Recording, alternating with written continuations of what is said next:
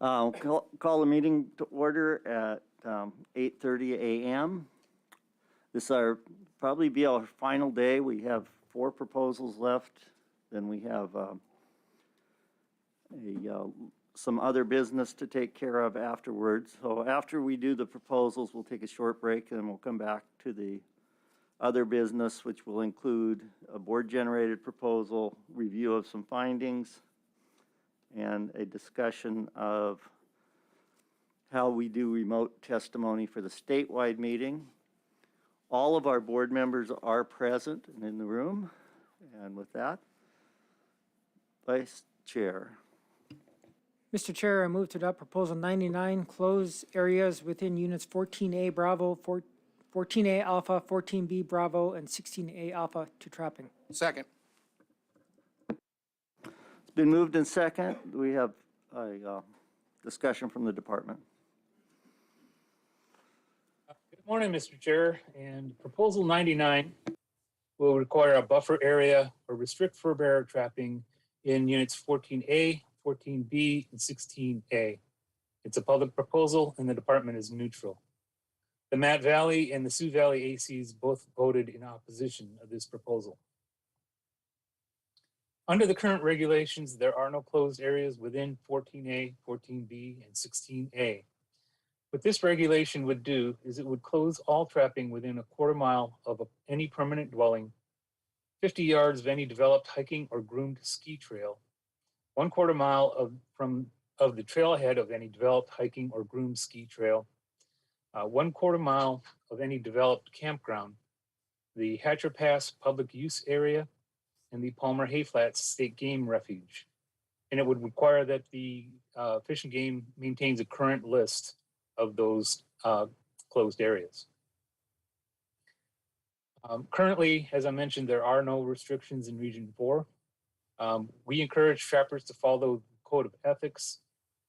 Trappers keep fur bearer populations in check, thus reducing human-wildlife conflicts, and this would reduce opportunity for legal trapping.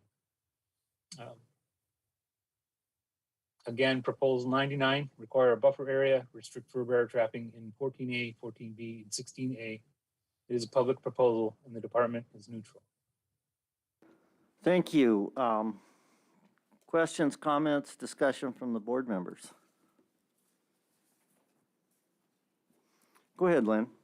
Thank you, Mr. Chair. I'm going to oppose this proposal.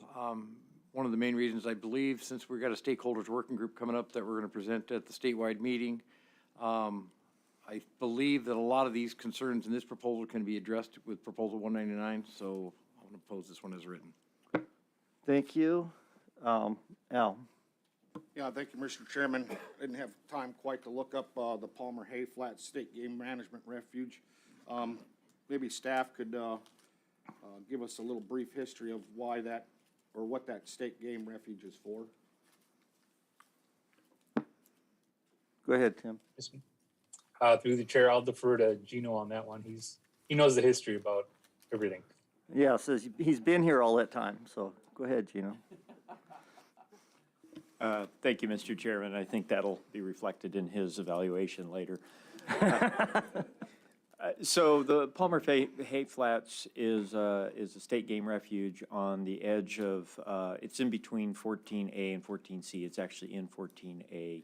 It's primarily set aside for the protection of habitat for waterfowl, and it's I don't know the length, the size of it, or anything like that, but it's got a couple popular hiking trails right along the highway, right along the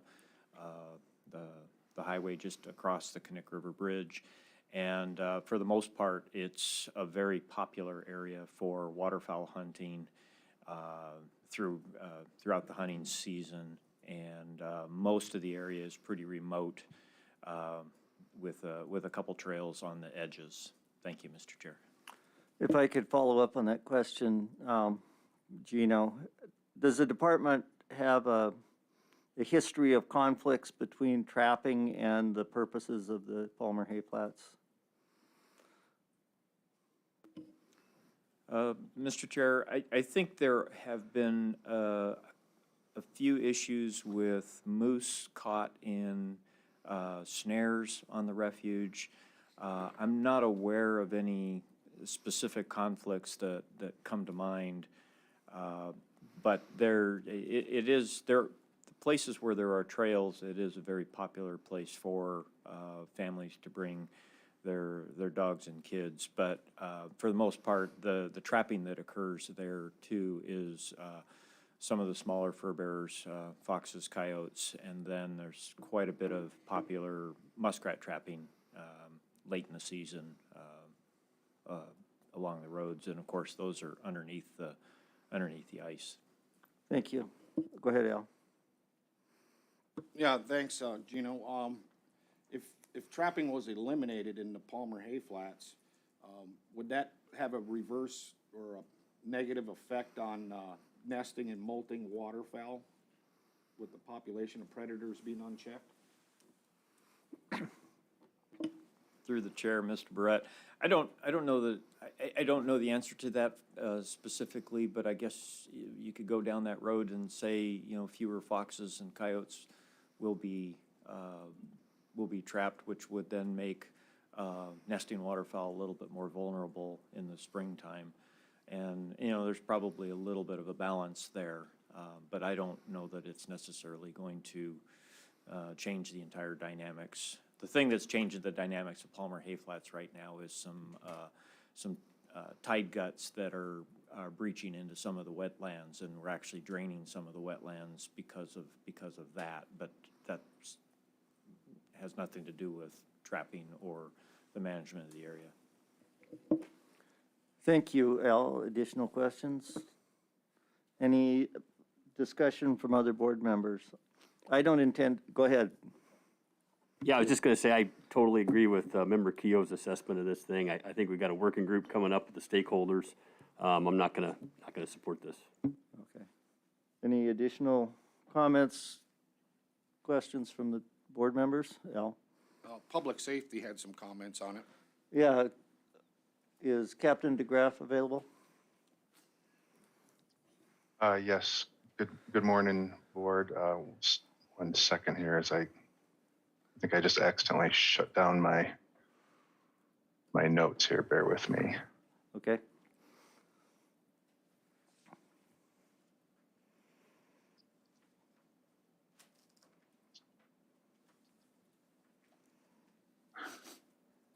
Okay. Yeah, so through the board, thank you for that. Just going through my comments here, I mean, we're neutral on this, but this is kind of similar to some of the other setbacks that we talked about, where the conflicts that AST and AWT has seen in some of those areas is primarily folks that see trap lines and are concerned because they have their dogs in the area, or they're following the borough ordinance and have them off leash, but see them. And there's obviously that we've talked about a lot of those sorts of concerns there. Most of the complaints we do get some occasional dogs or complaints that moose are have stepped into a trap. But the enforcement challenge that we see really is kind of like Proposal 199. Again, trying to figure out the requirement that a person must know if public funds were used to fund the trail. How would a user know that without doing research first? New signs and markings to mark these areas would be required. And then how would a person know if a dwelling is permanent or not, or if the cabin has a certain amount of square feet to it, is unoccupied a majority of the time? And so a blend of those things would make it really hard to enforce such a regulation. Thank you. Thank you, Captain DeGraff. Orville? Yeah, I'll add to the record a little bit.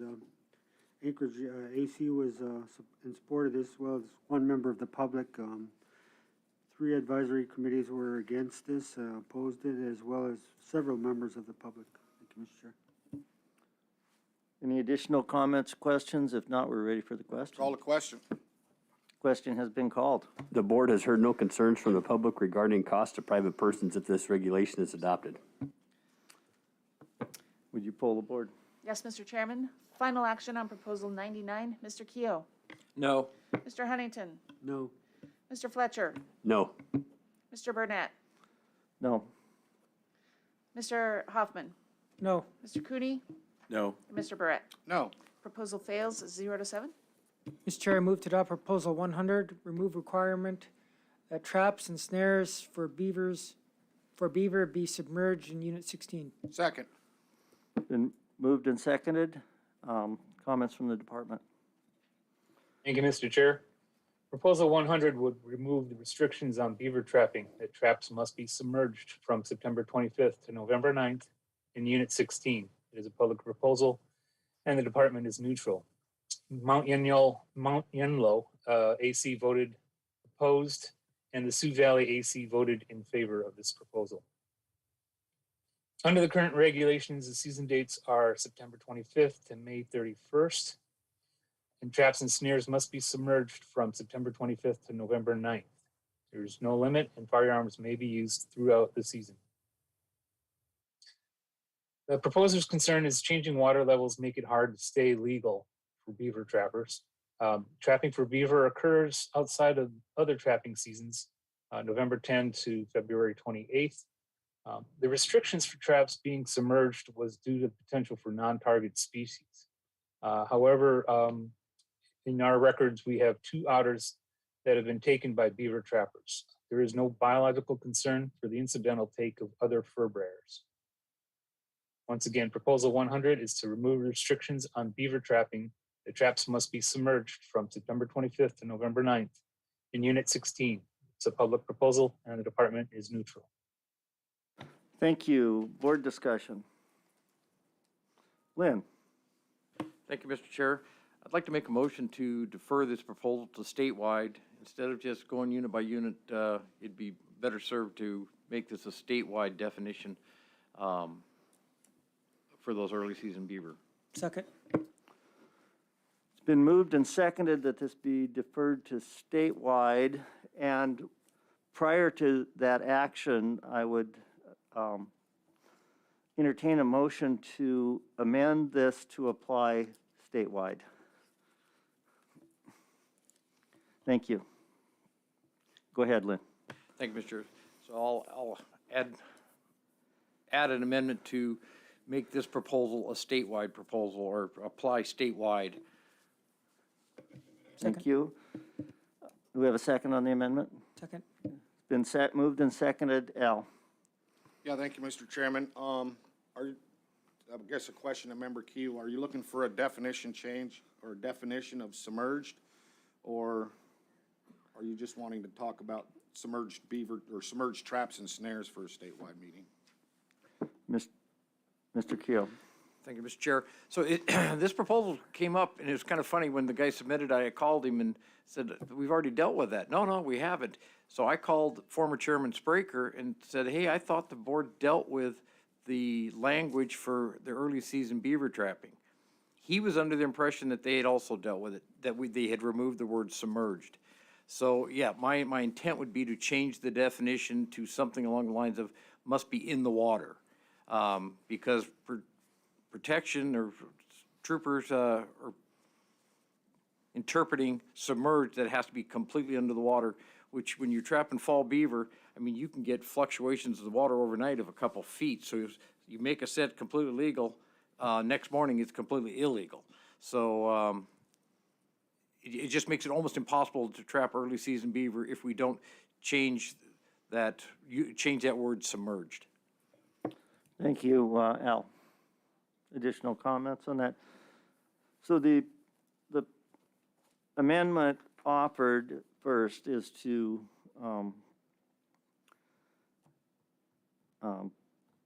amend this proposal to apply this on a statewide basis and to defer it to the statewide meeting. I think we can do that in one amendment. Go ahead. Brian. Thank you, Mr. Chairman. I just want to make sure that I'm clear on, from the department's perspective. You know, we use these regulations in submerged or in water in a lot of different places, but it also gets wrapped up into various layers of trapping requirements. For example, in Juneau, we have a setback, and then we also have the addition to keeping certain sets in water. So I assume you want to see all of that from around the state. I think that would be the board's intention, is to look at that. Because the water fluctuation issue certainly applies in Juneau from day to day in some cases, like last week.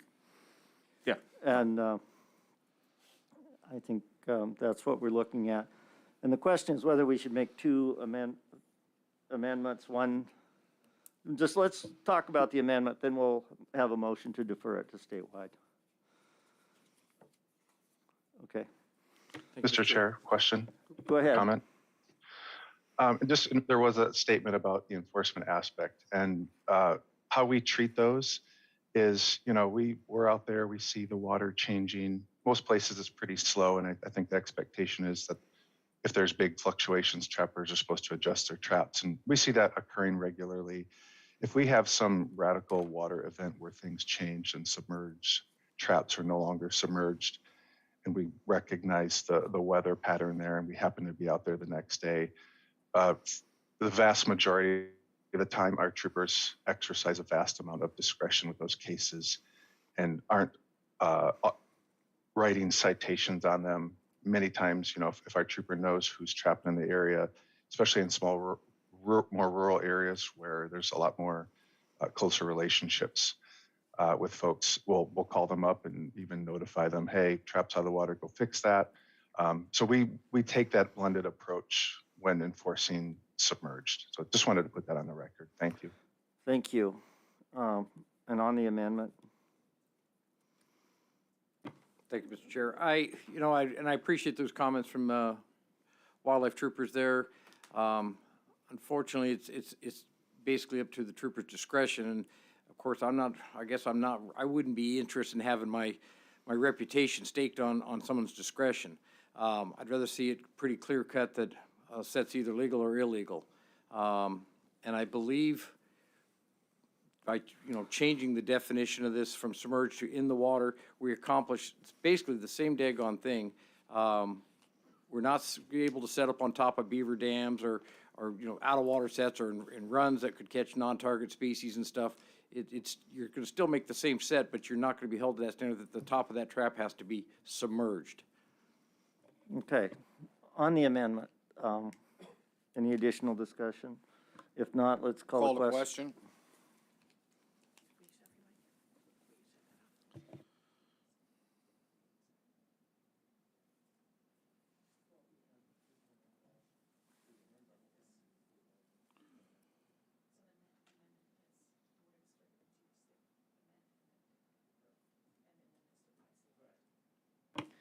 Thank you, Mr. Chairman. On the amendment to have it apply statewide, that will be, let's start with Mr. Huntington, Yes. Mr. Fletcher, Yes. Chairman Burnett, Yes? Mr. Hoffman, Yes. Mr. Cooney, Yes. Mr. Barrett, Yes. and Mr. Keo. Yes. The amendment carries 7-0. A motion to defer to statewide. Thank you, Mr. Chair. I'd like to make a motion to defer this proposal 100 to the statewide meeting. Second. Okay, it's been moved and seconded. In the current condition of the amended proposal, we would not be able to deal with it at this meeting, so it's appropriate to defer it to statewide. Is there objection to deferring it to statewide meeting? If not, then it will be deferred to the statewide meeting. Thank you. Mr. Chair, I move to adopt proposal 228, require trap identification tags in units 14A Alpha, 14B Bravo, and 16. Second.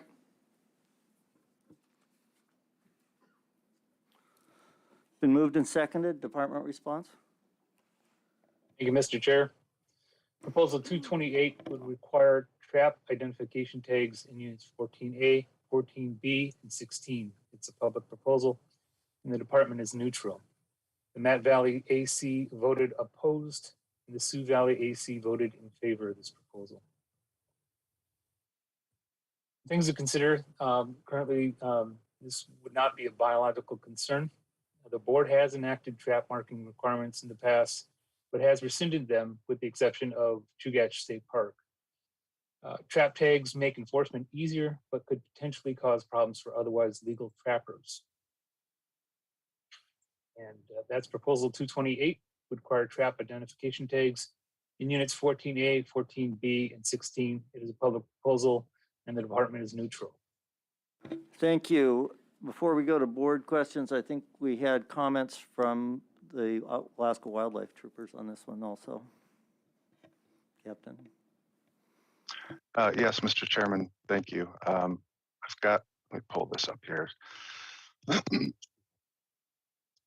So yeah, we heard some information, I think through public testimony and just some of the comments that came from that discussion about how people think we patrol trap lines. So I wanted to just kind of go through some of those and explain how we typically do conduct a trap line patrol. So I think a lot of people just make assumptions, or there's been a couple of bad examples in the past that they kind of hang their hat on. And then what we don't do. So typically in season, first, many of our patrols are conducted via air, and we don't touch the line at all. We're just observing them from fixed wing or helicopter. We do that to reduce the chances of contamination, interfering with the lawful trapping that's going on. Much like bear bait patrols, it's a really low contact type of patrol, and we document where these trap lines are so that at the end of the season, we have a sense for what type of trap line it is, what the target critter may be, and then we can check after the season closes to make sure that those traps have been pulled. So it's our responsibility to make sure people aren't taking game after the season closes, and we hold that small minority accountable.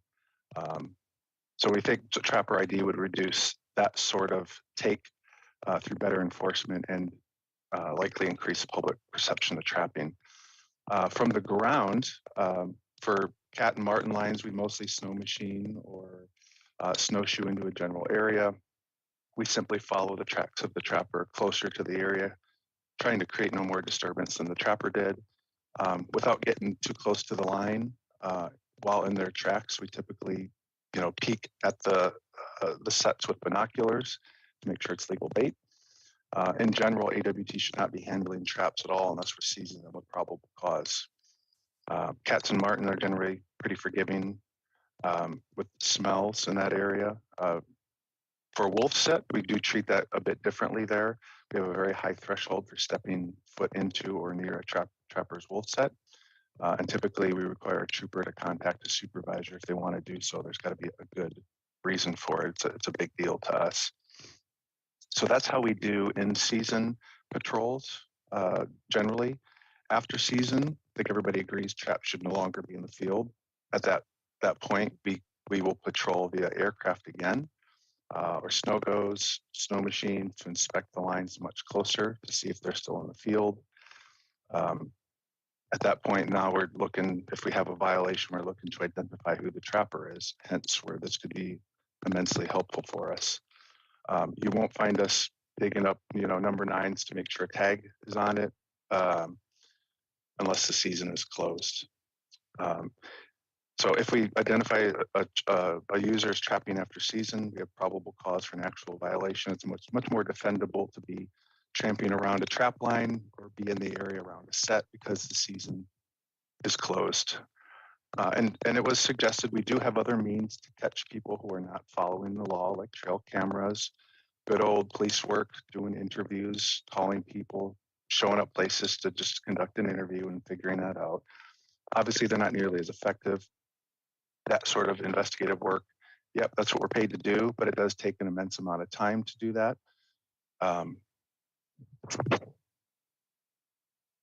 Sorry, I'm making an adjustment here to my microphone. Can you hear me okay still? Actually, that's better. Okay.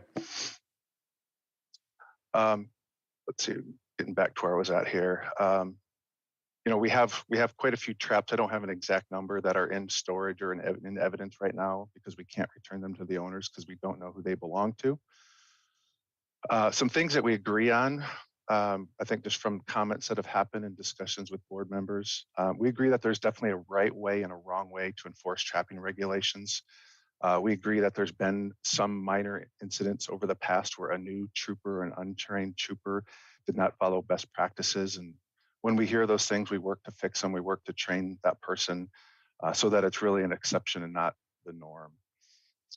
If Trapper ID was passed, we think it should not contain the trapper's name or contact information like we would on a buoy, but would simply suggest that their Alaska ID or driver's license number, that AK number, be stamped onto a trap. Or if the board wanted, we could create a unique number and use that. ADF&G would have to be involved to create that number in a database, though, so there's some work and effort there. If a trap was stolen or turned into AWT, without any sort of identification, we don't know who the owner is. This proposal would follow what other states are doing with very similar laws, such as Idaho, Washington, New Hampshire. It's got some similar laws, although they're more restrictive with having a person's name, contact information, and address. We agree that trapping is somewhat different than shrimp pots and bear bait sites, and our presence could affect the trap line more than checking a bear bait site, especially if we pulled or dug up a trap. Therefore, again, we approach trap line patrols much differently than other unattended means of take. In fact, one of our troopers in discussion about this, who's a trapper, I'm quoting him here, said, "I'd be spitting mad if an untrained trooper came bumbling along and dug up my well-placed number 9s for no reason than to check there's a tag on it, or snapped a 330 and couldn't reset it, all the while traipsing around the line." So like, we get it, like that could be a big deal, us going in and doing that. With or without this proposal, there's still an imperative that AWT trains its troopers on how to conduct trapline patrols. This goes hand in hand with training resource users on proper and ethical trapping means. We view it as a two-way street. Being respectful in our patrols is doing our job as natural resource officers. Active patrols are regularly occurring, will continue to occur, but with continued focus on minimizing impact on the trapping resource user. Many times, oftentimes, trappers had no idea we patrolled their line. That's our goal because we don't want to disturb it. Many of our troopers are trappers, and we're certainly not at odds with them. Many of us are them. Many of our troopers want the means to identify the trap owner for two primary reasons. One is to hold violators of the other regulations I talked about accountable, like trapping during closed season, being on private property, those sorts of things. That's what we think this will help with. And then two, to return stolen traps or people who pull traps. It's not unusual in these high user conflict areas to have a dog interaction and the person in trying to get their dog set free, or if the dog is killed, they pull the traps or trap and bring them into us, and then we got a pile of traps to try to deal with. If Trapper ID or some version of this were passed, we would train our troopers. We would actually take a proactive approach to this, not to use the Trapper ID requirement to inspect or dig up trap lines, just to search for this ID. We would work this approach into our SOP. I talked to our director about this. That's how we would roll if this thing were passed. If the board found that this Trapper ID isn't tenable for whatever reason, AWT would recommend that maybe it be supplemented or replaced with a tree marking system, just like with bear baiting. So the trooper could check the sign going into the area with his binoculars, see the AK ID number, and then that alternative could be an easy solve, simply marking their trap lines rather than their traps.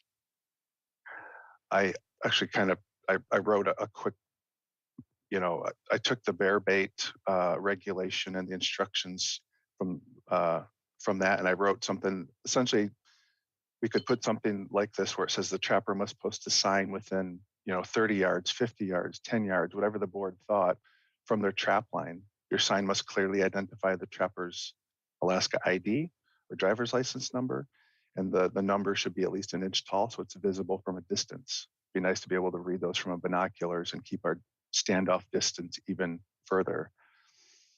As I stated in a previous proposal, our troopers are encouraged and exercise a huge amount of discretion, not just with trapping, but we live we like to think we're in a black and white world, but so much of what happens in between is very gray.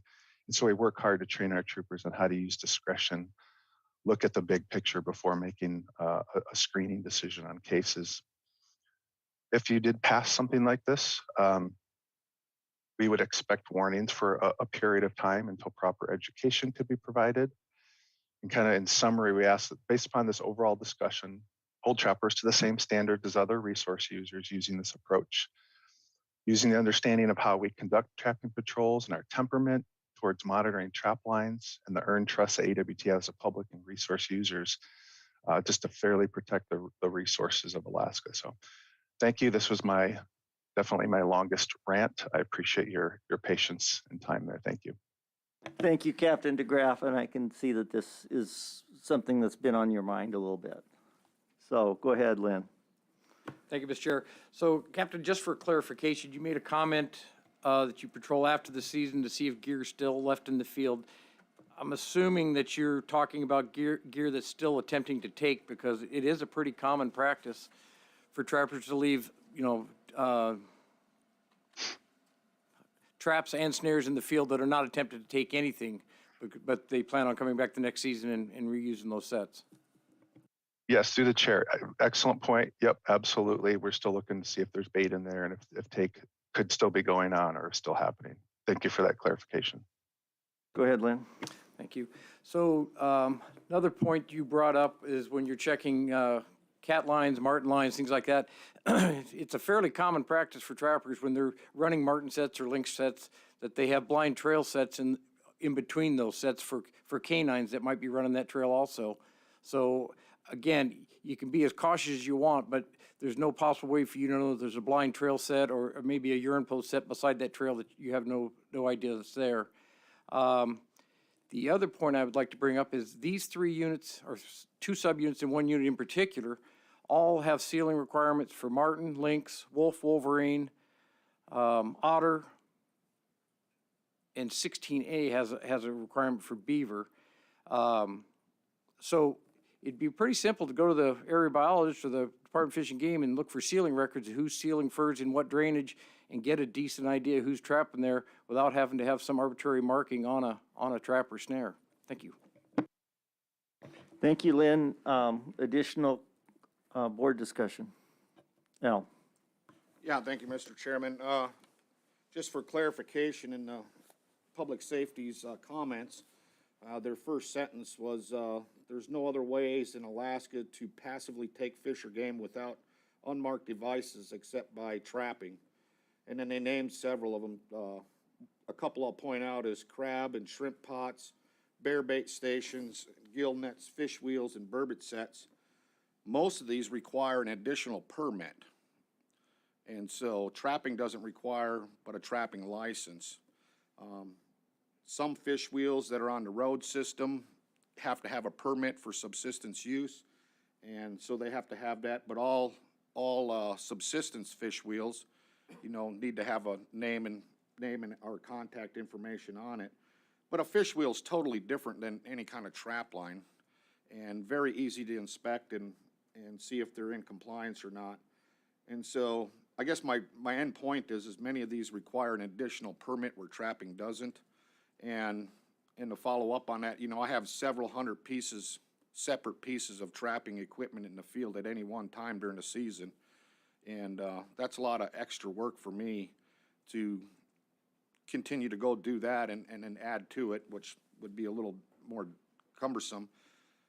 And thirdly, I'd like to point out it's not mainly the troopers. They're pretty decent people. We got a really good trooper squad in the interior. I like them all. And I think they're all reasonable. But I think it's people in the public that would be going and looking to see if there's a trap identification tag so they can make that phone call to, Safeguard and say, hey, this guy's got no trap tag on his deal. I just looked at it. And so that's a problem. Thank you, Al and Orville. Thank you, Mr. Chair. It seems our discussion is going toward a statewide discussion of trapping, and I'm trying to focus on this proposal. One of the things I was noticing was, well, I'll just read the comments, I guess. We had one Advisory AC Valley, Susitna Valley AC was in support of this. Many members of the public, I doubt they're trappers, but as far as opposition, we have Anchorage AC, Fairbanks AC, Matanuska Valley AC, Alaska Trappers Association, and many members of the public. And because we're talking statewide, I do have a problem with some of the stuff. And I think the trooper was nice enough to talk about it, but a lot of our traps that belonged to my father and his uncles were stolen right from our trap line. And I have no idea who got them or why they took them. Thank you, Mr. Chair. Thank you, Orville. Any additional discussion? Go ahead, Lynn. Just to follow up on what Member Barrett was commenting on. A lot of trappers in these areas, especially with snares. You could have multiple snares out. They use the same locations year after year. It'd create a hardship on them to have to remove all those snares to tag them. The other one that I'd like to bring up is I experienced an issue with a wildlife trooper who walked into a wolf set. And like the captain said, he was walking in my tracks. Unfortunately, I had traps in those. It was a wolf set, and he stepped in the trap, which you would think once he stepped in the first one that he would realize, oh, there's traps in these trails, I'll move on. Nope, he walked every one of my trails, stepped in every one of the traps, and then I don't know, whatever cover, took huge handfuls of snow in his gloves and dumped on top of the traps to recover them up and stuff. So, which completely shut that entire set down for me for the rest of the season. So unintended consequences that unfairly punish the trapper. I guess I just have a little bit of an issue with that. Thank you. Okay, any additional comments on this, Al? Yes, Mr. Chairman, in this proposal, one thing that I don't understand, or I don't know what it actually means, is permanently affix tags. So if I'm talking about a snare, how do I permanently affix a tag to that? That's a good question. I think you'd have to use some kind of a metal locking device like you do to secure a cable. So, But it's easily cut off. right, easily removed, and so it's a dilemma. Any addition? Go ahead, Lynn. Thank you, Mr. Chair. I'd kind of lost my train of thought before. Anyways, one of my points was the fact that trappers do leave snares. They close them up, hang them on limbs and stuff. I'd never considered this point before, but it was brought up to me a couple weeks ago. The fact that the trapper closes up the snares, hangs them on the limb. Somebody happens to find those snares out of season, opens up that loop, makes a phone call. That trapper is automatically illegal now because his tag is on that trap when there was no intention on his part to break anything. So, but the enforcement end of it focuses on him. So anyways, just bring that point to the record. Okay, thank you. Any additional comments? I've heard, a lot of good reasons on both sides of this. And I intend to go with my friends on this one. So, are you ready for the question? Call the question. The board has heard concerns from the public cost to private persons. All right. Would you poll the board? Yes, Mr. Chairman. Final action on proposal 228. Mr. Fletcher? No. Chairman Burnett? No. Mr. Hoffman? No. Mr. Cooney? No. Mr. Barrett? No. Mr. Keough? No. And Mr. Huntington? No. Proposal fails, 0-7. Mr. Chair, I move to adopt proposal 227, reduce the bag limit for grouse in units 14A alpha and eliminate the rough grouse differentiation. Second. Been moved in second. Department comments? Thank you, Mr. Chair. Proposal 227 would reduce the bag limit and daily possession limit for grouse in Unit 14A.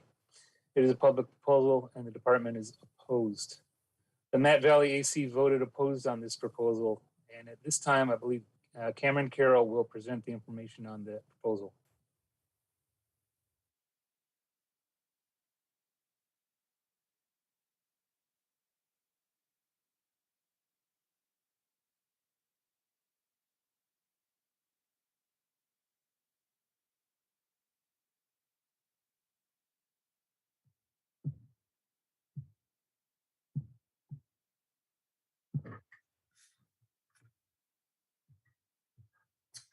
Thank you, Mr. Chair, members of the board. For the record, again, my name is Cameron Carroll, biologist with the small game program in Fairbanks. A copy of this presentation is available under RC4 tab 6.2. Proposal 227 is to reduce the bag limit daily possession of grouse in Unit 14A.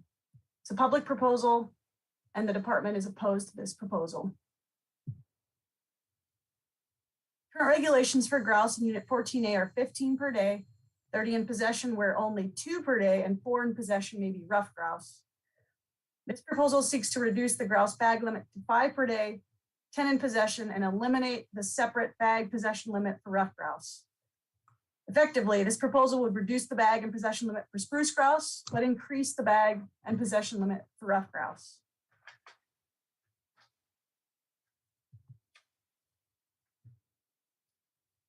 Some background here on Proposal 227. Bag and possession limits for spruce grouse have remained unchanged since 1963 in Unit 14A.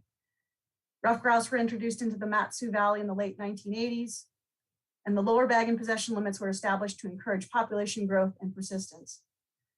Spring breeding surveys for rough grouse have been completed since 1992 in Unit 14A, and relative abundance estimates indicate the population does not exhibit large fluctuations in numbers like populations in interior Alaska, but tends to remain at a relatively low density. The human population in the Mat-Su Valley, which largely encompasses Unit 14A, has exploded from 5,200 people in 1960 to over 107,000 in 2020. Over the past 5 to 6 years, there's been a widespread spruce bark beetle outbreak in South Central Alaska. This outbreak has significantly reduced habitat availability, with 1.2 million acres affected as of 2020. Partly in response to the spruce beetle outbreak in 2019, small game staff initiated a fall roadside survey in an effort to estimate relative abundance of spruce grouse in Unit 14A. Currently, those survey techniques are being evaluated to determine whether the index is a reliable indicator of population abundance.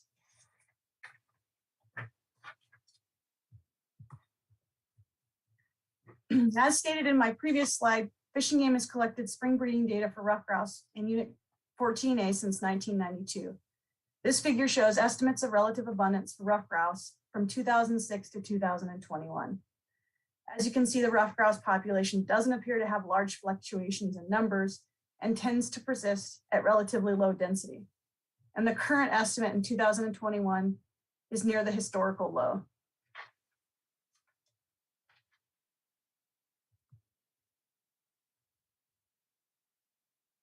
So again, things to consider on this proposal is that the current regs are 15 per day, 30 in possession, and only 2 per day and 4 in possession for rough grouse. This proposal would raise the rough grouse bag limit and decrease the spruce grouse bag limit.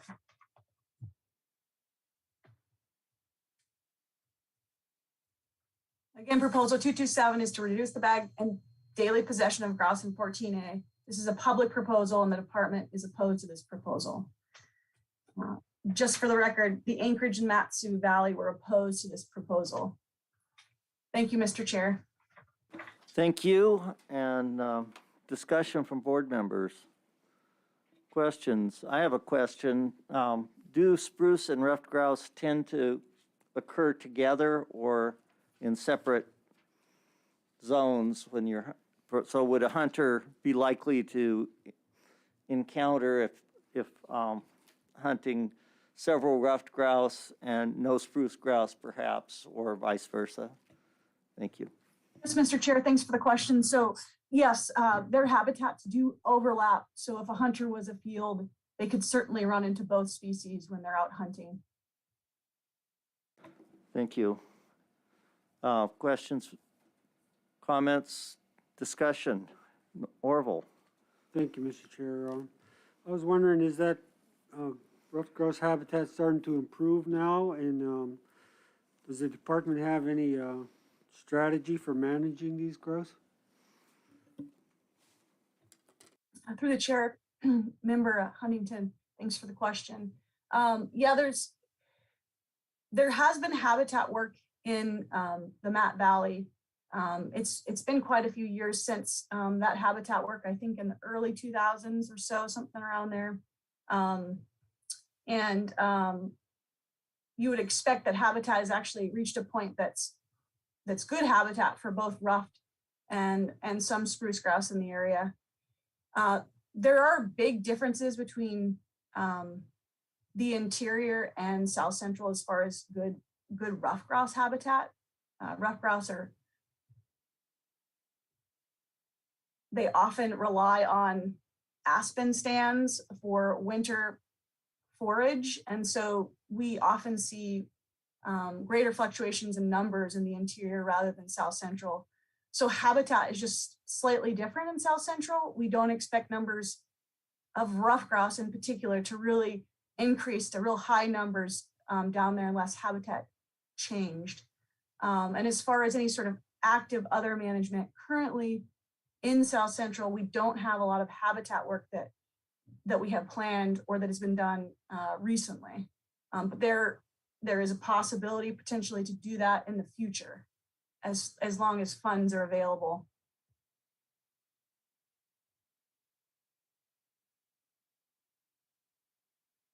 Al?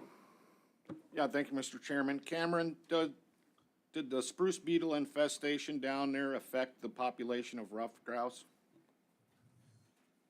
Yeah, through the chair, Member Barrett, that's a good question. We wouldn't expect that ruffed grouse would really be impacted by the spruce beetle outbreak, excuse me. We really expect it would probably be more spruce grouse because they're more reliant on that for habitat. They actually do consume spruce tips during the winter time. So we don't know about ruffed grouse, but we expect that, again, less of effect on ruffed grouse with the spruce beetle outbreak. We do have concerns for spruce grouse. We just don't have the data on numbers. And I do know that the spruce bark beetle outbreak affects largely mature trees. So younger trees wouldn't likely be as affected. I guess the hope is that spruce grouse would still have enough food within their habitat, but that is something we do not know. Thank you, Cameron. Additional discussion on our grouse. It used to be one of my favorite things to hunt when I was young. Go ahead, Jake. Hey, thank you, Mr. Chair. We have some numbers here, for take by individual community. Do we have any idea of like the participation in those communities? Like, is it incidental take? Are there just like a few hunters that might be, focusing on these birds, maybe using dogs or anything? Through the chair, we get our data on harvest through our voluntary wing collection program. And so we have an idea on popularity of, we have a general idea on take, but again, that's a volunteer basis. We generally get between,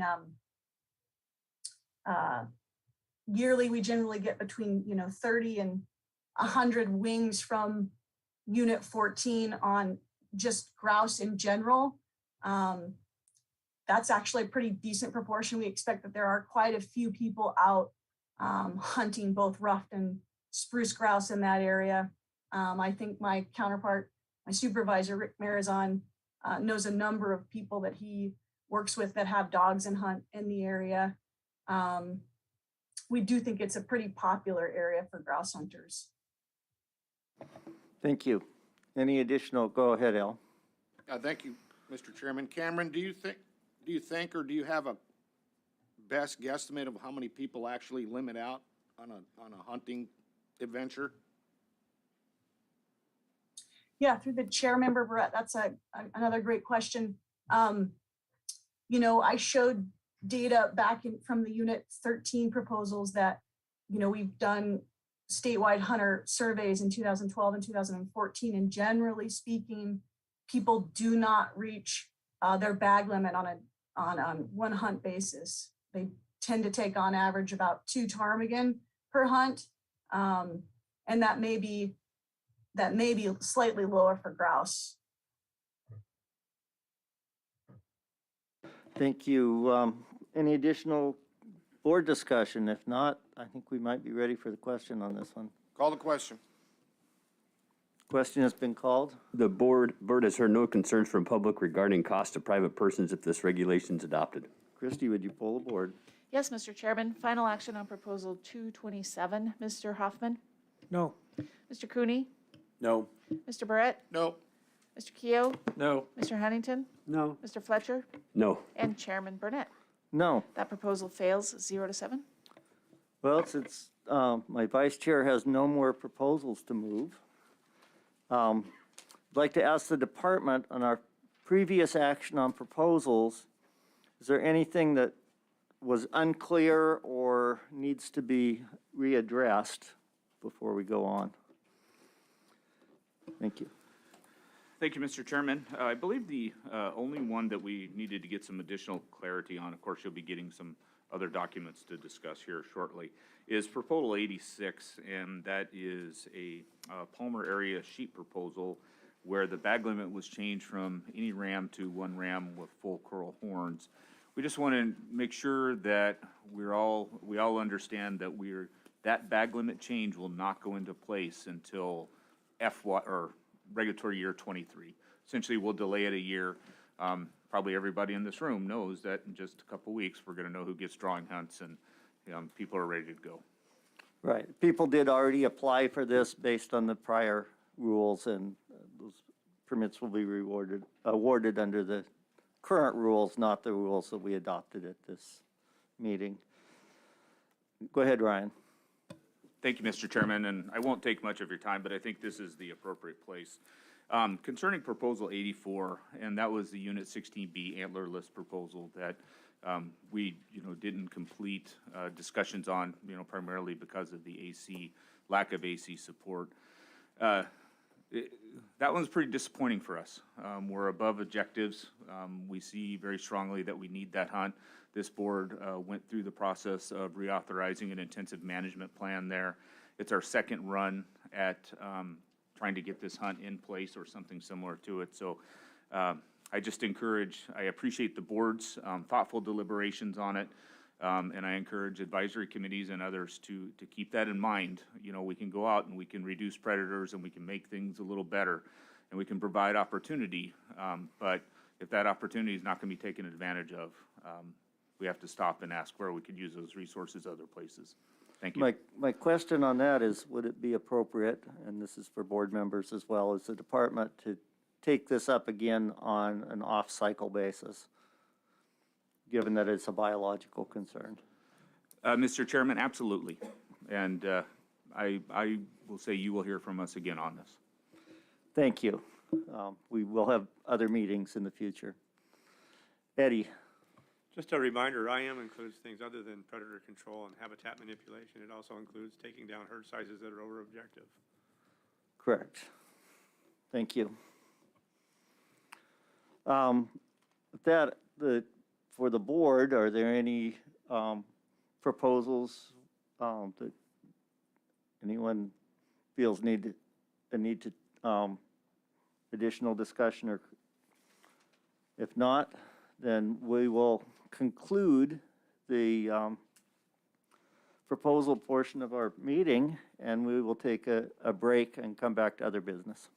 Thank you.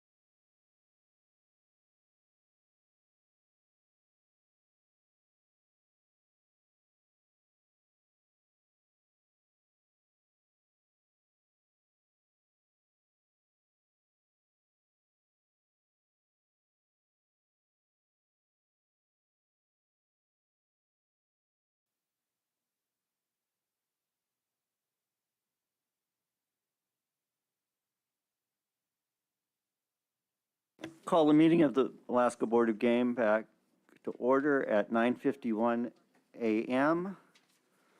And in this portion of our meeting, under other business, we have 3 items.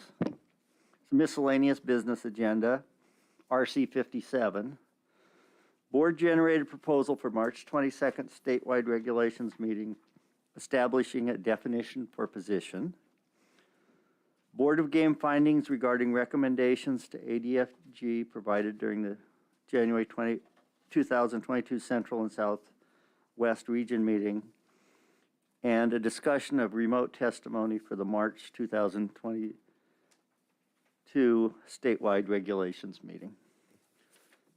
With that, our first order of business is to discuss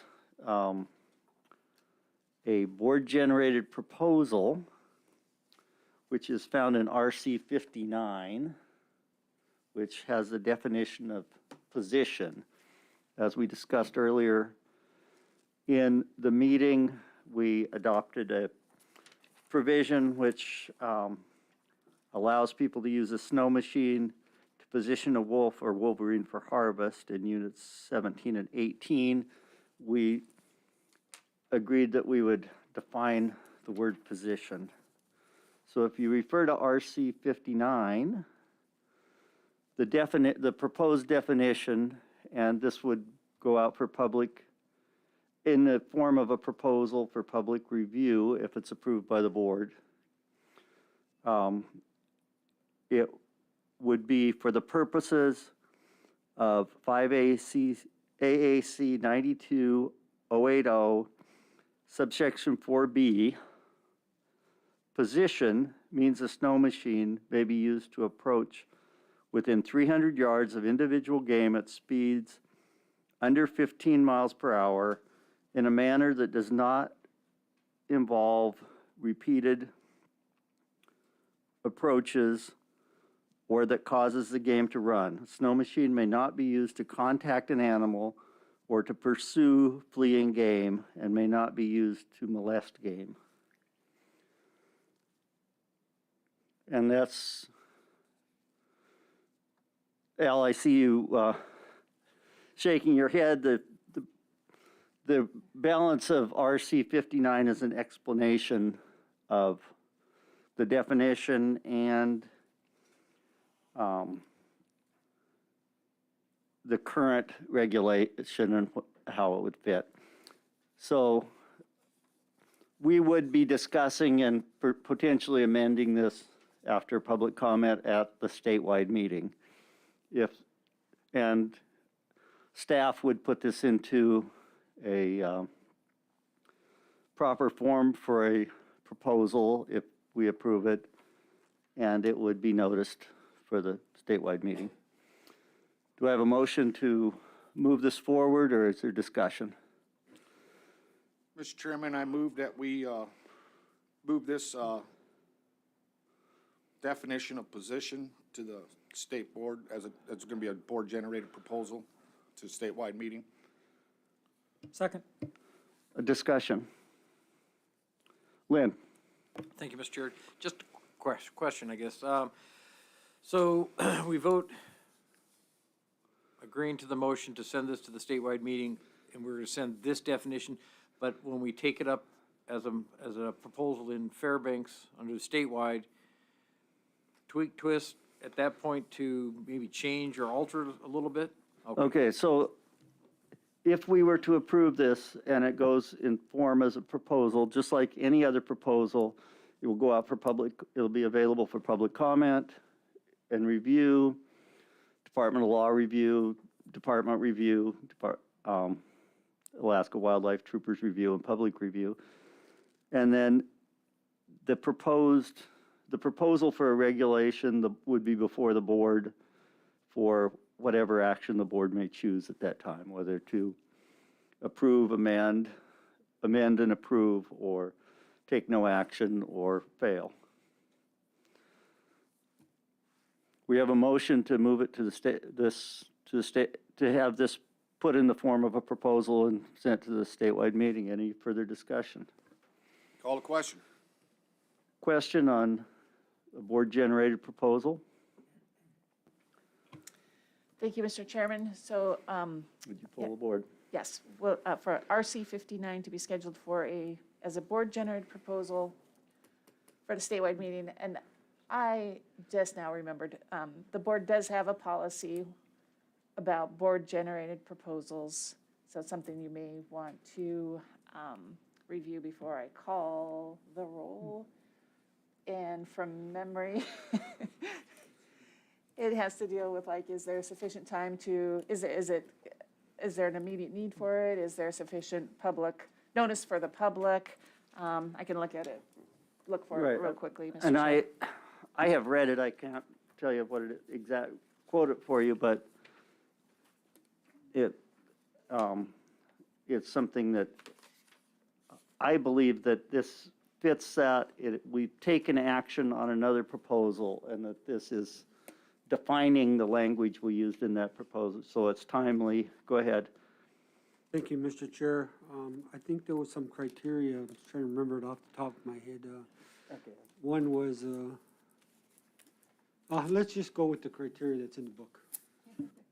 If I could, I will read the criteria for development of board-generated proposal, which is developed by the Joint Boards of Fishes and Game in Alaska.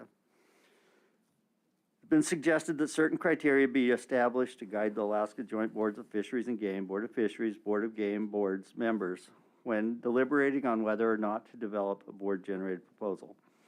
The boards will consider the following criteria when deliberating the proposed development scheduling. Is it in the public's best interest? That is, access to resource, consistent intent, public process. Is there urgency in considering the issue? That is, potential for fish and wildlife objectives not being met or sustainability in question. Are current processes insufficient to bring the subject to the board's attention? Reconsideration policy, normal cycle proposal submittal, ACRs, petitions, etc. Will there be reasonable and adequate opportunity for public comment? How far do affected users have to go to travel to participate? Amount of time affected users to respond? And this was agreed to by the joint boards on the 16th of October 2013. It's been in place for a while.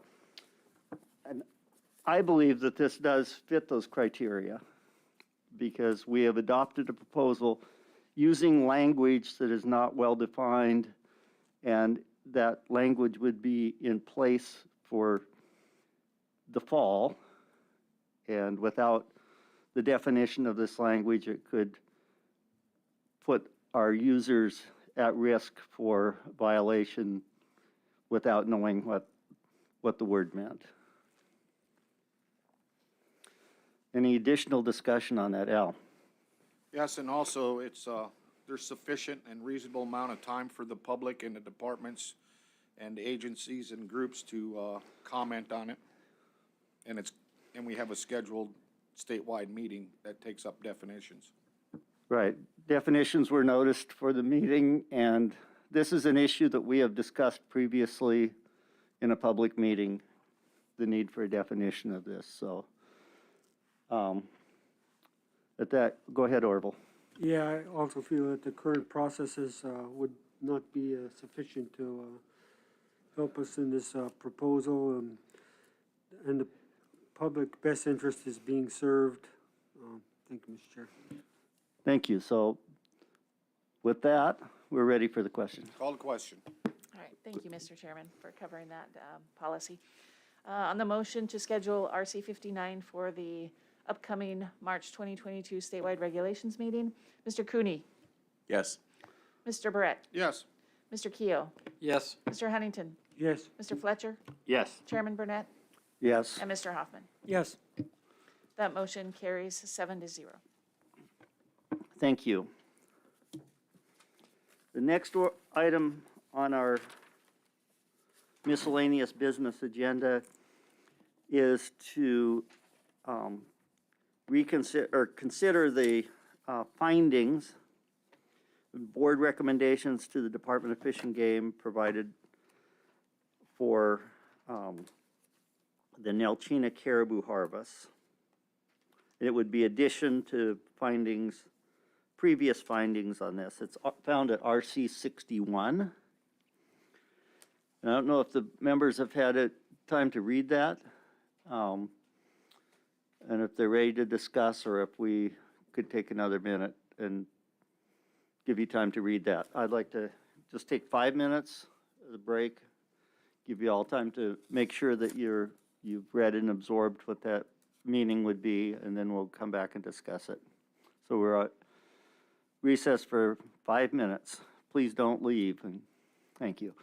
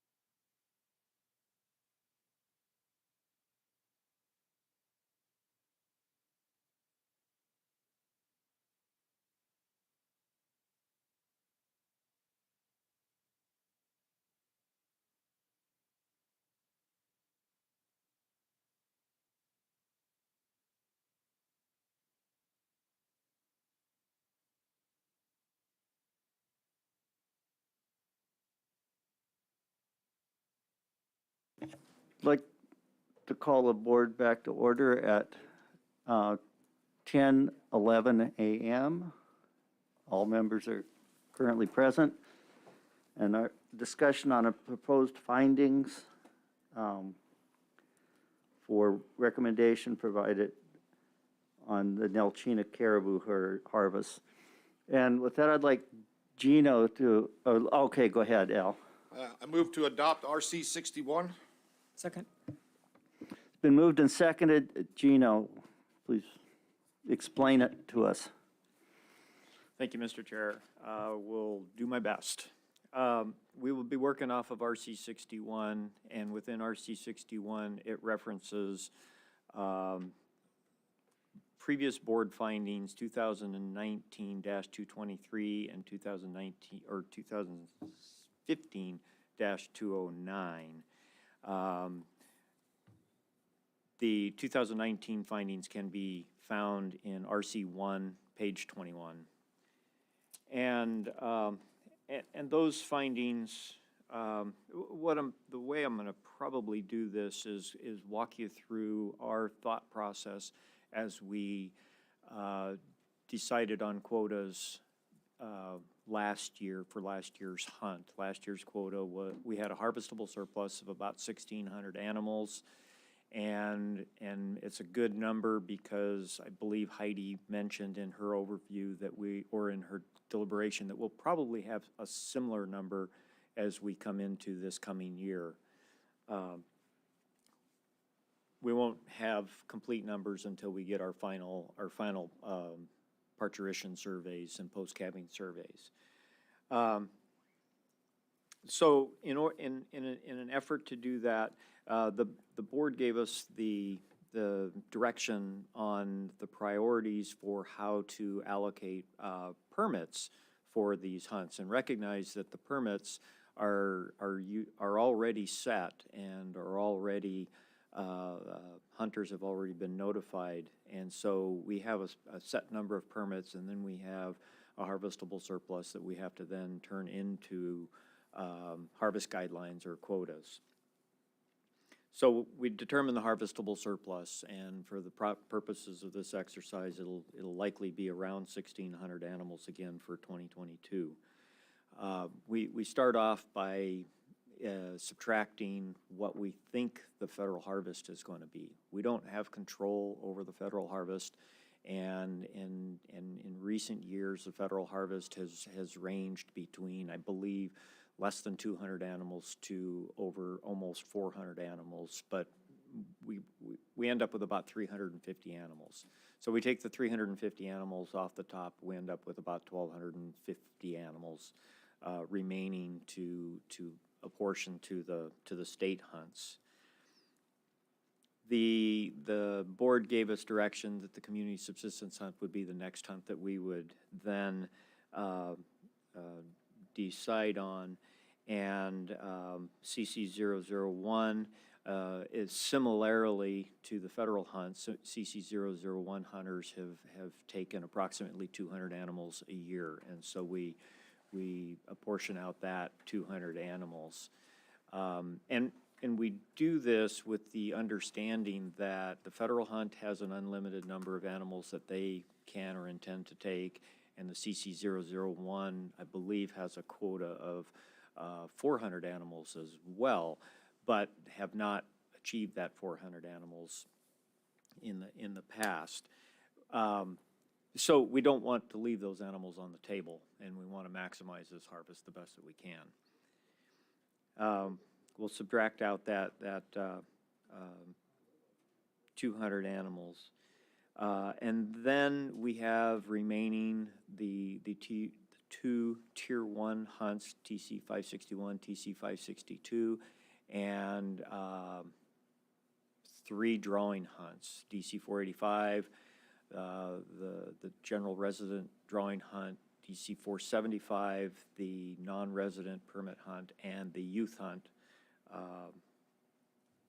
which I don't remember that number right off. But the board has also given us instructions that we would give the maximum of the youth hunt permits first, And based on that, with 200 permits for the youth hunt, we've had about a 50% success rate on that. And so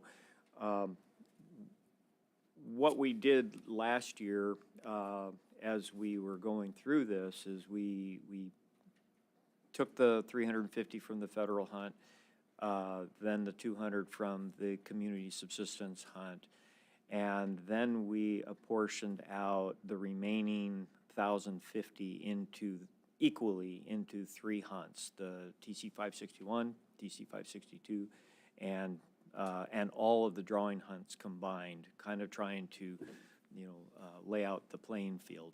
And recognizing that the ANS is 600 to 1,000 animals, and our guidance that we can start including drawing hunts and other hunts at 600 animals, we're trying to figure out the best way to apportion these out to the existing permittees.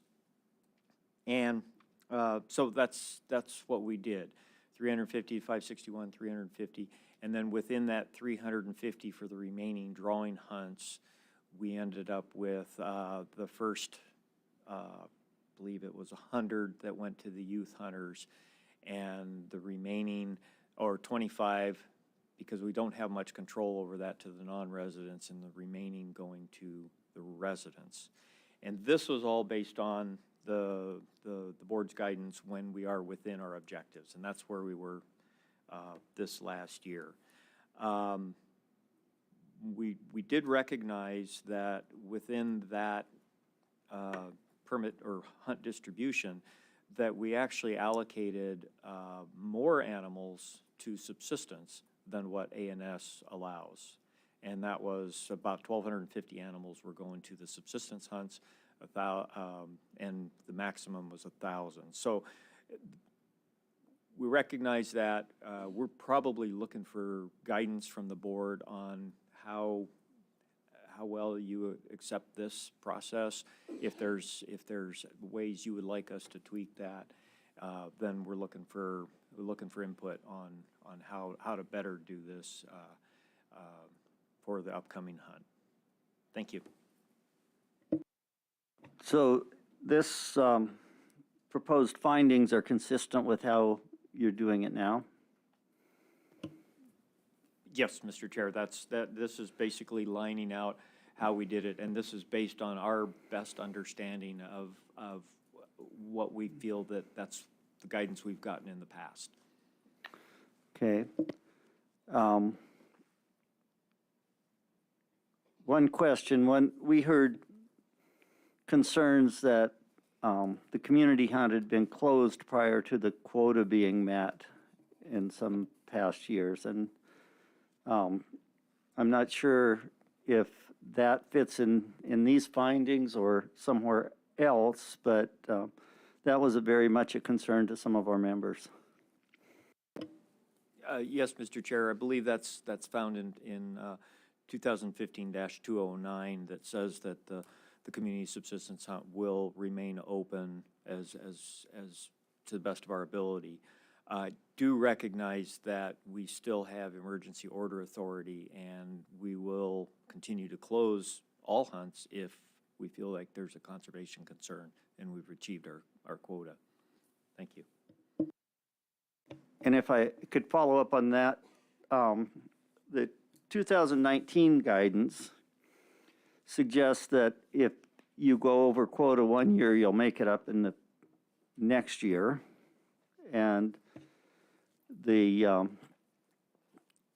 2015 guidance suggests that you should do your best to keep that community hunt open. And I think reading the two together, I read it as you would leave that open and then close it the next year, or close something else the next year at the other end of the harvest. And now I'll open it to members' discussion.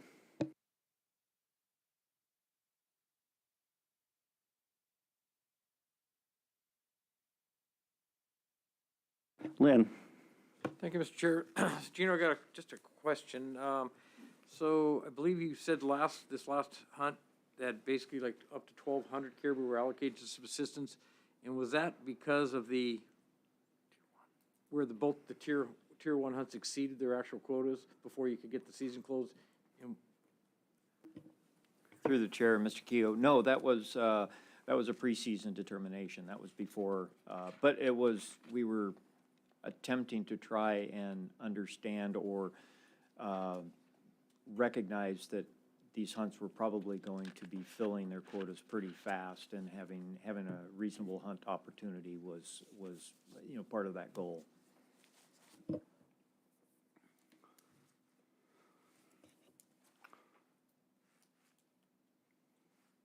Go ahead, Al.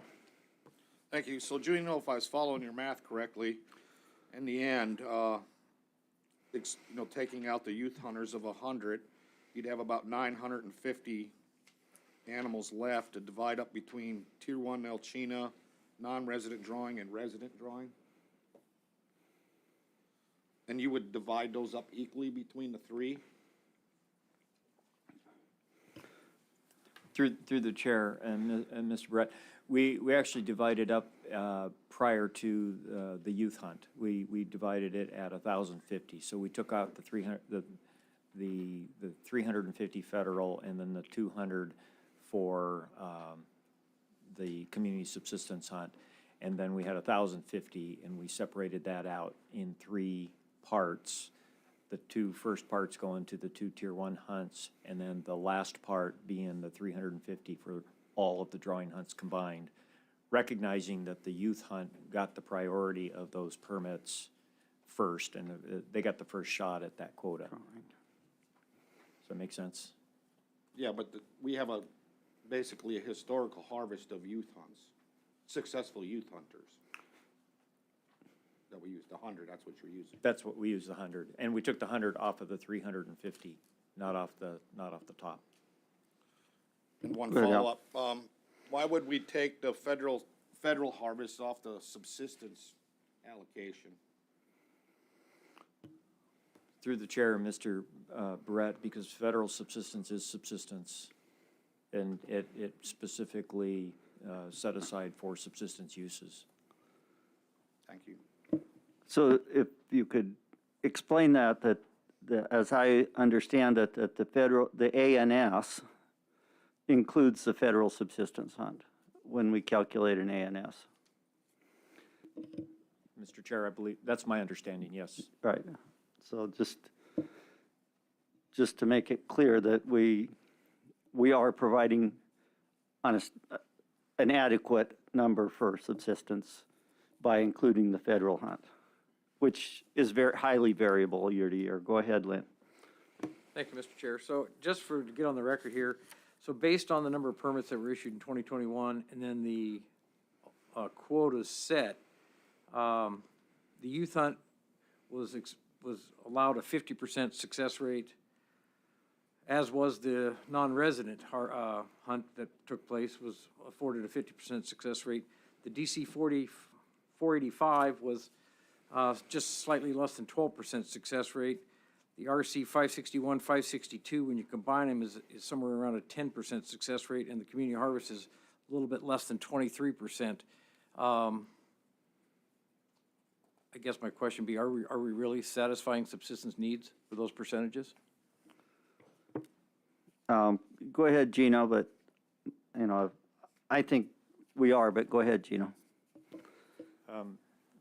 Mr. Chair and Mr. Keough, in the terms of satisfying subsistence needs, the amount harvested is going to be in excess of the amount the board has set as far as the ANS goes. I'm not going to venture whether or not it actually satisfies subsistence needs, but we are taking more than what the board has set aside as far as ANS goes. So if I could ask, Lisa can respond to that, but I'd like to ask Lisa this other question, and that is, when was ANS set for this population, and when might the board review it again?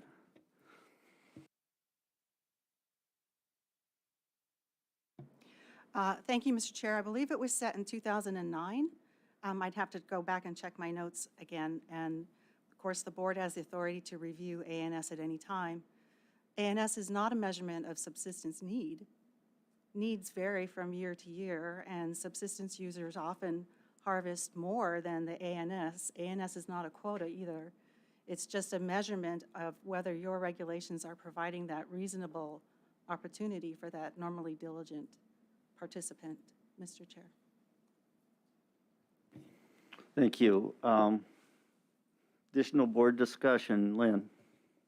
Yeah, more on the record. So I believe that 2009 was correct. I believe it was, the ANS was changed when they implemented the community hunt.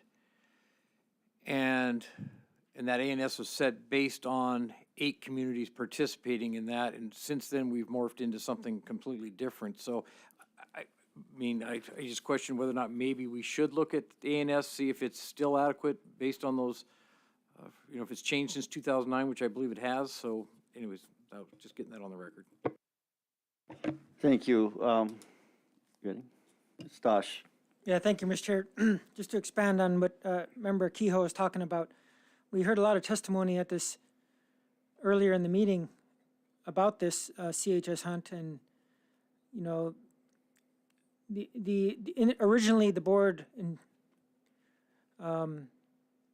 put up this 8 criteria, and we had all these rules, and the board designed this for certain rules and regulations that for people to qualify for this. And we've held the first group to a very high standard, and that was said over and over again. And now we're up to 50+ groups, and some of them barely make, reach 1 criteria, yet they're still on there, and the any bull stays the same.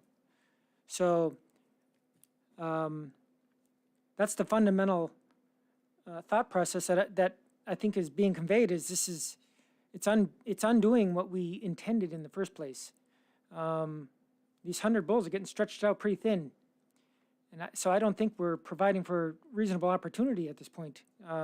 So what do? Well, in my mind, and I thought I heard other board members convey this and the public that, well, we need to hold these other groups to the higher standards like we did with the first group. So I was trying to come up with some verbiage to help the department do this, and this is where I'm going to need the help from Cheryl on this. If you can please convey to the group of why we can't discriminate on these groups as far as limiting their participation in the community hunt. Thank you. Through the chair, Member Hoffman. Yeah, when the community subsistence hunt was first created by the board, it was quite a bit different. It was limited to certain communities in a certain area, and they had to qualify based on their traditional and historical use and the traditions of the community. The state got sued and lost. So the regulations were changed because that original hunt structure was held to be illegal. So what we have now is something that complies with the statute, which is AS 1608 or 1605 258. At the tier 1 level, which is where we are, all Alaskans are eligible to participate in subsistence. That's what the Supreme Court has told us. And we cannot discriminate between users at that level. So the idea that certain individuals could be scored or that certain residents would be treated differently than others at a tier 1 level is something the court has said that this board cannot do. You can score applicants at a tier 2 level, but this is a tier 1 hunt. And we have 2 tier 1 hunts. And so keep in mind that both of those are entitled to those subsistence preferences under the statute, whether you're participating in the individual hunt or the community subsistence hunt. And I'd be happy to answer any other questions. Thank you. Thank you, Cheryl. Orville? Yeah, hearing that, it appears to me that the ANS needs to be reset at a higher amount. Those 50 other communities or 42 other communities have a right to hunt, so I think we should set ANS higher. Thank you, Mr. Chair. Go ahead, Stosh. Yeah, thank you for that. And I agree with Orville, but I also have another issue. The groups are growing. I mean, at some point, we're gonna have more groups than moose to hand out at the rate we're going. So that, I don't know how we deal with that either. Thank you, Al. Yeah, for starters, we're dealing with a caribou hunt and not a moose hunt in this findings. And I'd like a little more explanation. I don't quite understand the last paragraph talking about winter hunts. If I could get a little clarity on that, please. Through the chair, Mr. Brett, my apologies. I should have gone on to explain. When the fall seasons close, we gather up all the information that we have relative to that, and we look at, we kind of do a reset. We confirm if the federal hunt is on par to meet that 350 animals, if the community subsistence hunt is on par to take approximately the 200 animals. If they're not, then we adjust. We adjust those quotas to continue to try and maximize that harvest at 1,600 animals. And so that's the impetus for our winter hunts, so to speak. And we do give, deference to the subsistence hunts before anything else. Okay, additional discussion on this proposal, and then we'll, go ahead, Stosh. Yeah, thank you. Yeah, right, we're talking about caribou, so thank you, Al. So since that, my recollection is originally when we did the allocation for this, we intended for that to be met. So can the department explain to me more how the EO right now is closing the caribou hunt before they meet their quota, but I'm trying to figure out, well, if you can explain that, how that works, I'd appreciate it again. Through the chair, I'll try. As we get through the fall seasons, the TC 561, we've got, I'm just going to put numbers out there because I don't remember what they are, but there's 3,500 permittees for that one, about 4,000 for TC 562, and we're trying to achieve 350 for each of those. And I believe what happened with those two hunts in particular was the hunters started going down the road, and at about day 8 within the first hunt, we were getting pretty close. Probably we're at 320 animals or so. We were projecting that we were going to get our 350 in a few things. And so at day 10, the season closed by emergency order. And then TC 562, the same thing. We have more hunters on the ground. Caribou were a little bit more mobile. And as soon as we could project that 350 animals, we closed it the best that we could. I believe in both of those hunts we went over in the actual final harvest tallies. We continue to monitor the CC001, and I think they were pretty low at that point. Maybe 100 plus animals. And so the way we try to issue our EOs is we try to time our EOs so that we are achieving that harvest guideline or that quota in the best of our ability. And I'm very impressed at how close we can get to those numbers, given that we've got practically 10,000 hunters on the landscape. Go ahead, Mr. Yeah, Barrett. so to follow up on that, Gino, you closed the community subsistence harvest, but there was still the other tier 1 hunt was still open. Well, what hunt was still open then? I'd have to go back and check, but I think everything closed this year for the winter. I meant We did not close the CC001 early. We closed the two tier 2 hunts before the fall season ended, and we did not reopen them to the winter hunt. Okay. Thank you, Stosh. Yeah, thank you for that, because when we originally developed this, and I think it was the board intent, but I'll just say for sure it was my intent that we were gonna not close the quota on the community hunt until that was reached. So So now this puts us in, I mean, if people apply for that hunt and they have a quota that they think they're gonna reach, so they don't go in the beginning, they're penalized because if people harvest a whole bunch of caribou at once and they plan to hunt later in the season just because they think they have a certain amount available, then it's not gonna be available due to the EO. And I don't think the board intended that in the beginning, at least I didn't. And if I could follow up on that, I think if you look at the 2019 findings, which indicate that for permitted hunts, that you would make adjustments in the following year, it's consistent with keeping a community hunt where you have individual permits open till the end of the season. Just in my opinion. So, and I don't know if we need to add anything to the findings or if we want to adjust it, but that's just, the registration hunts clearly have to close when they close in all of them, but you have people who have permits, it's different. Yes, thank you, Mr. Chair. And Heidi did remind me that the community subsistence hunt in 2021 did not close early. The Tier 1 hunts, which are also subsistence hunts, those closed early. Okay, that's not the information from public testimony, but thank you for that, Gino. Go ahead, Al.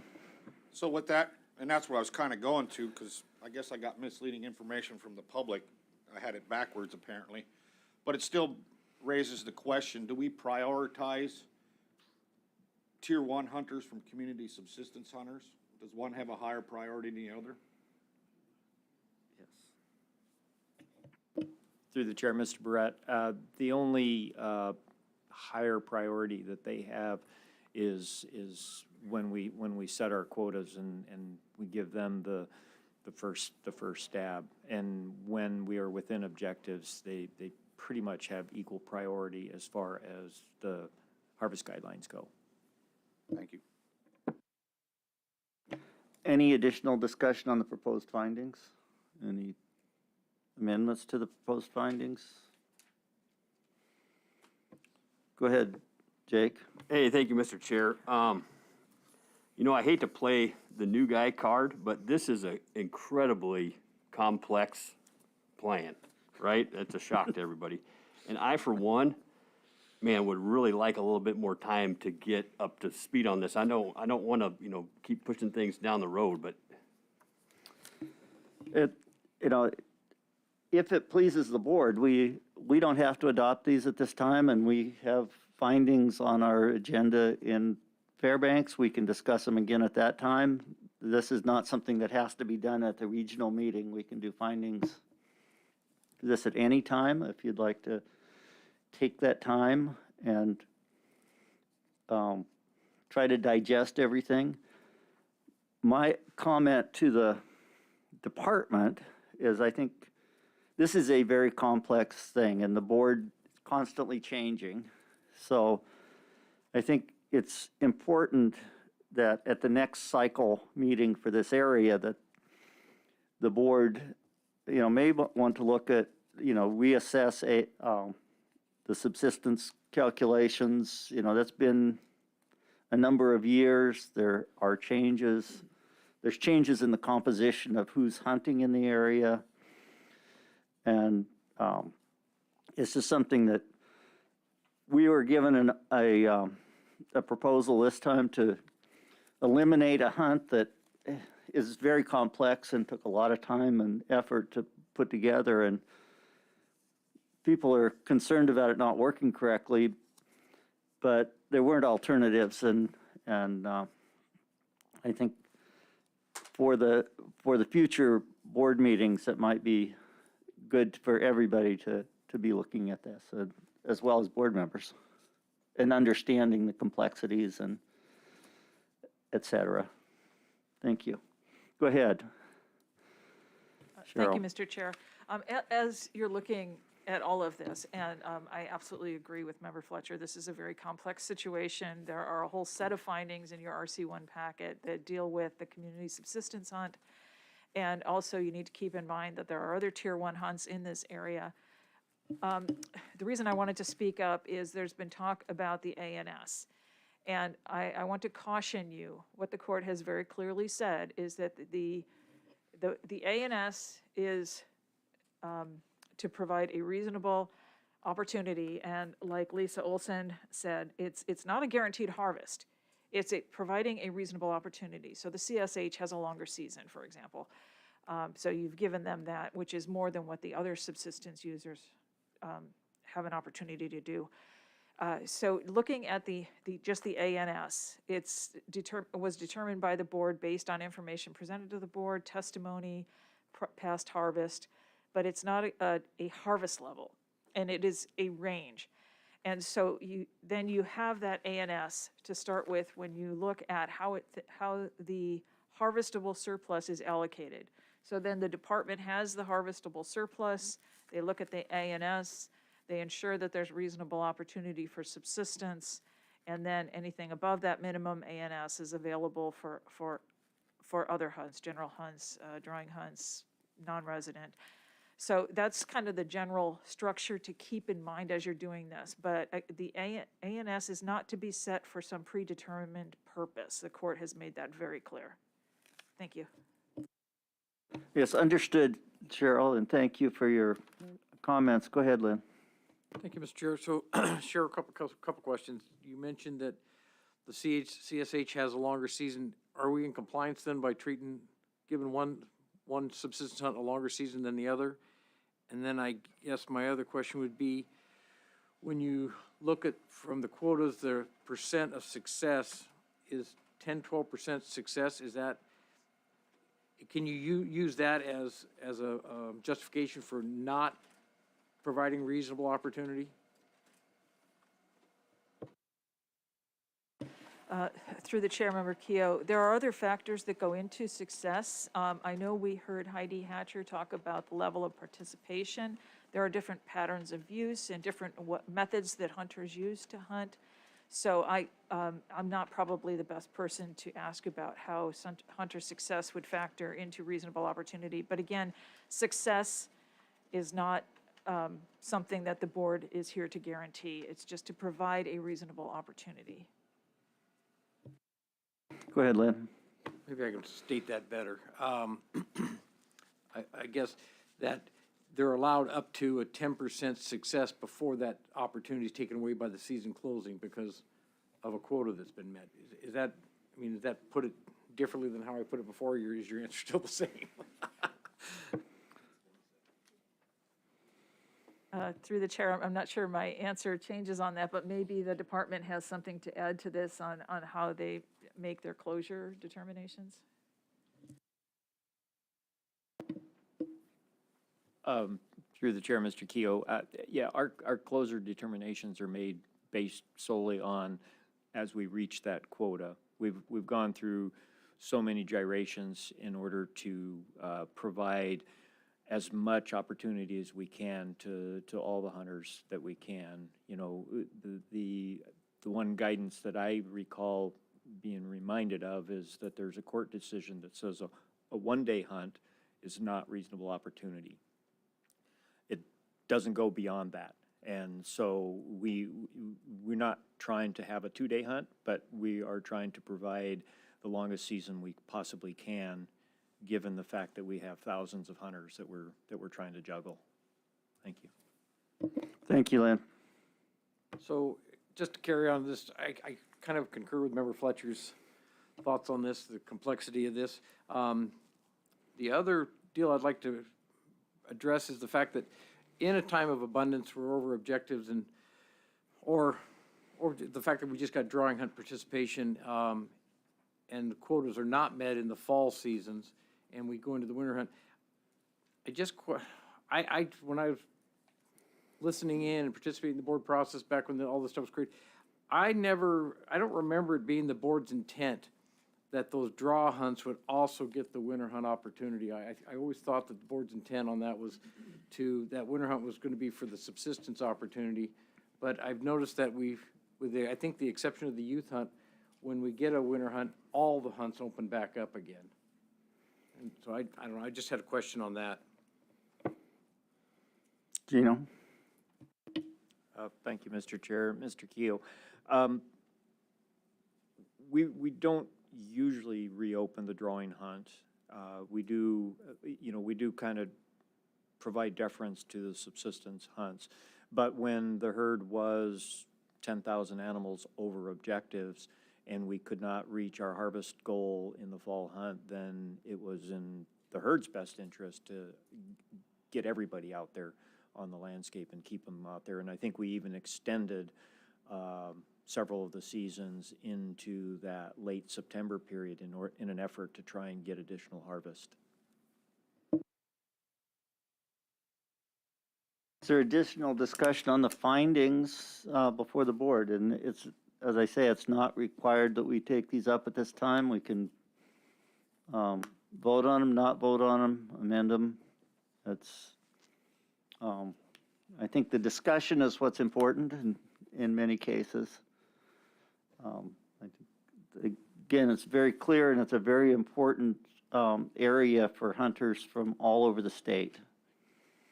You know, I know a number of people, I live in Juneau, it's a long ways away from here. A number of people from Juneau that have hunted in the youth hunt and in the other hunts in Unit 13. Some people, it's their tradition, even though they live in an urban area, to hunt a caribou and share it with their friends and use it for all sorts of purposes, just like everybody else. So, Al. Thank you, Mr. Chairman. I'm going to try this first. I make the motion that we take no action on this. Thank you. Al, is there a second for that? Second. Is there anyone opposed to that? Go ahead, Ryan. Thank you, Mr. Chairman. I really appreciate Member Barrett's motion, and it's very obvious in the discussion that there's a lot to think through here. And if we do end up in Fairbanks with this, or whenever we talk about it again, you know, I'm glad the board's going to have an opportunity to think about what they want us to do. And several questions have been asked, so thank you. Thank you. With that, we'll take no action on the findings for the Nilchina caribou hunt in Unit 13. At this time, go ahead. Just to clarify, and then is it to be scheduled for statewide that I should I put don't it? think you'll put it on the agenda. It may on be the brought up under other business at any time, at any of our future meetings. So that'll put Gino on notice that he has to be ready to explain it next time, no matter where we are. We can call him.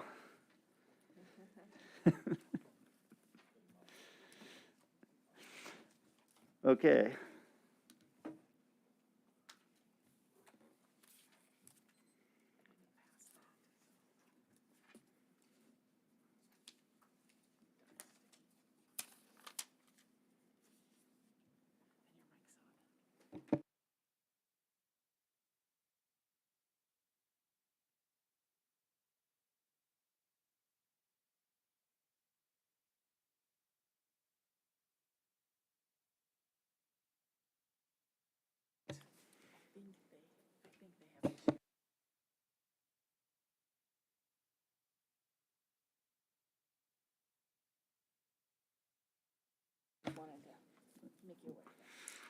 Thank you. At this point, the next thing on the agenda is for Christie to talk about first. And the discussion, which was been brought up based on what's happened at this meeting, is making sure that the public feels there's been an adequate opportunity for public in-person comment, even though it might be telephonic or whatever, because of the current COVID pandemic. And you can see how few people are in the room here. The other meetings I've been to, all those chairs would have been full and they would have been closer together. So, and then there'd be other chairs that would also be full. So with that, go ahead, Christie. Thank you, Mr. Chairman. So during the work session, before this meeting started, I was asked to come back to the board with an option or information about the board accepting testimony via phone or remotely. But most of my comments are going to refer to call-in testimony. If the board decided to do this remote testimony, that's what we would ask the board to do, is that it's just going to be phone testimony, not via video or Zoom. So that's one point I want to make sure the board is aware of. So then when this meeting started, the regulatory meeting, we asked people to register ahead of time and to select from time periods that they could give their testimony in person. We did not provide an avenue for the call-in testimony or remote testimony, except for advisory committees, which is something we've done in the past, that we give advisory committees the option to be able to do a call-in testimony if they're unable to be here in person. So then during the public testimony portion of this hearing, we did have 2 cases of COVID come up, and that a lot of folks were concerned about that, having to stay in the meeting room when they'd like to leave. They're obviously concerned for their health. So once the cutoff deadline passed for public testimony, which that deadline was Saturday morning at 10 a.m., which is the traditional cutoff time for testimony before the Board of Game, we did allow those folks who had already signed up to testify, when they reached out to me and said, hey, I'm not going to be there in the room, I'm concerned about this. So we did allow them to do their call-in testimony. And I think for this meeting, it worked really pretty well. Board support staff worked that through Zoom behind the scenes. They had those callers' contact information. What they're doing is they're calling those testifiers sometime, I don't know, like 15, 20 minutes before we expect them to give their testimony. They're doing a sound check in the breakout room. And when the board is ready for their testimony, board support moves them into this virtual board meeting room to then give their testimony. So I think that process worked out pretty slick. For the most part, audio was pretty good for testifiers. I can remember one or two times when it was hard to hear folks, and I can guess for various reasons. I don't think we had too many rural folks call in to give their testimony, and that's one thing I am concerned about, is how well we'd be able to hear them. But that is one reason why we are doing, if we continue this, we're doing it via phone, because we get a better connection via phone than if they're using a device like a computer or something. Even though it is all happening via Zoom, we're actually calling them on their landline or a cell phone so that they're talking into their phone. So those are just a few things I wanted to make the board aware of how we ran this process for this meeting. If the board wanted to do this type of remote testimony for the statewide meeting, a couple options we're thinking about and that we are talking amongst board staff about is we could, well, first of all, we would want to do pre-registration for that call-in testimony with a cutoff time to register to do so prior to the meeting so that we can see how many people have signed up to do that. And then we can manage that throughout the meeting if that's what the board decides to do. And then the board would, either this board can give me direction, I can work with Chairman Burnett too, but if you do that, the option is we could schedule Friday afternoon or into late evening for just the call-in testimony. We could pick a couple time slots throughout the oral hearing part of the meeting. So maybe you do a couple hours late Friday, a couple hours late Saturday, and a couple hours late Sunday to take those call-in testifiers. And of course, if we get tons of people signed up to do that, we might be going late into we maybe have to go longer in the afternoons or keep going into Monday or something to finish that up. And I really don't know how many people will want to take advantage of that. It could be a lot of people. It's just really hard to tell, but that's where the deadline ahead of time will give us an indication of that. Another idea, if we do that, is to limit the number of slots that people could do call-in. So if we do that pre-registration and a deadline, and we put out maybe 20 or 30 slots for Friday afternoon, late afternoon, and Saturday afternoon. If we're doing 5-minute testimony, 1 hour, if they did exactly 5 minutes back to back, we're gonna have 12 testifiers per hour. We know that's not gonna happen. So I don't know, maybe we could budget our time by doing 8 to 10 testifiers per hour. And then limit the afternoon call-in sessions for, say, 20 testimonies for one day and then 20 testimonies for another day. That's just the call-in testimony, and then the in-person testimony would be happening during the day. So I hope that all makes sense for that option. One other option I was thinking about too is that the board could convene a meeting, a virtual meeting, prior to going to the statewide meeting. Maybe it would be a week in advance, but for the purpose of doing phone-in testimony only. And again, that all occurs via Zoom, but for the callers, it's going to be Zoom and it's going to be phone and that we're calling them. And we would still do a pre-registration, we'd still do a cutoff time, and we just schedule a time that it's going to happen like a half a day or 2 half days or something, so you work through all those testifiers. So I'll stop there and try to answer questions.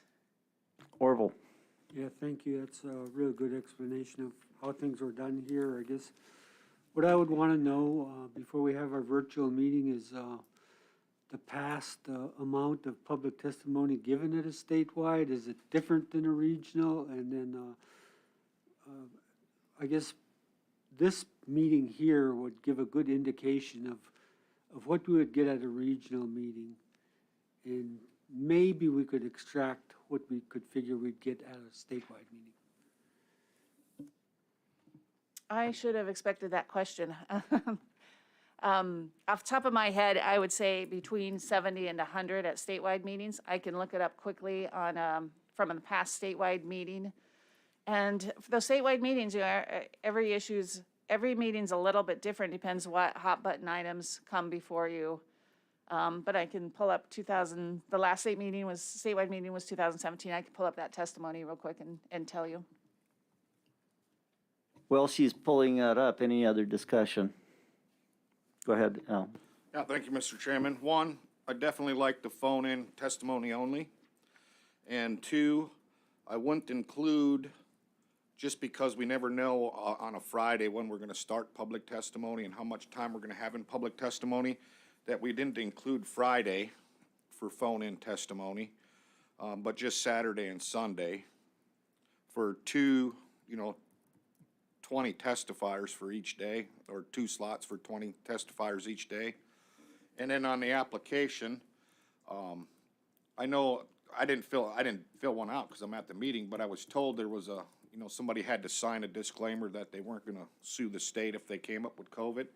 I'd also like to see a statement in there saying that when they complete their name and address and where they're from, that it's true and correct too, that they be held accountable if somebody ever went and looked to see if they were cheating the system by being a non-resident and participating in this. Go ahead, Orville. Yeah, just off the top of your head, do you think that the testimony at this meeting was near normal, far below normal, or?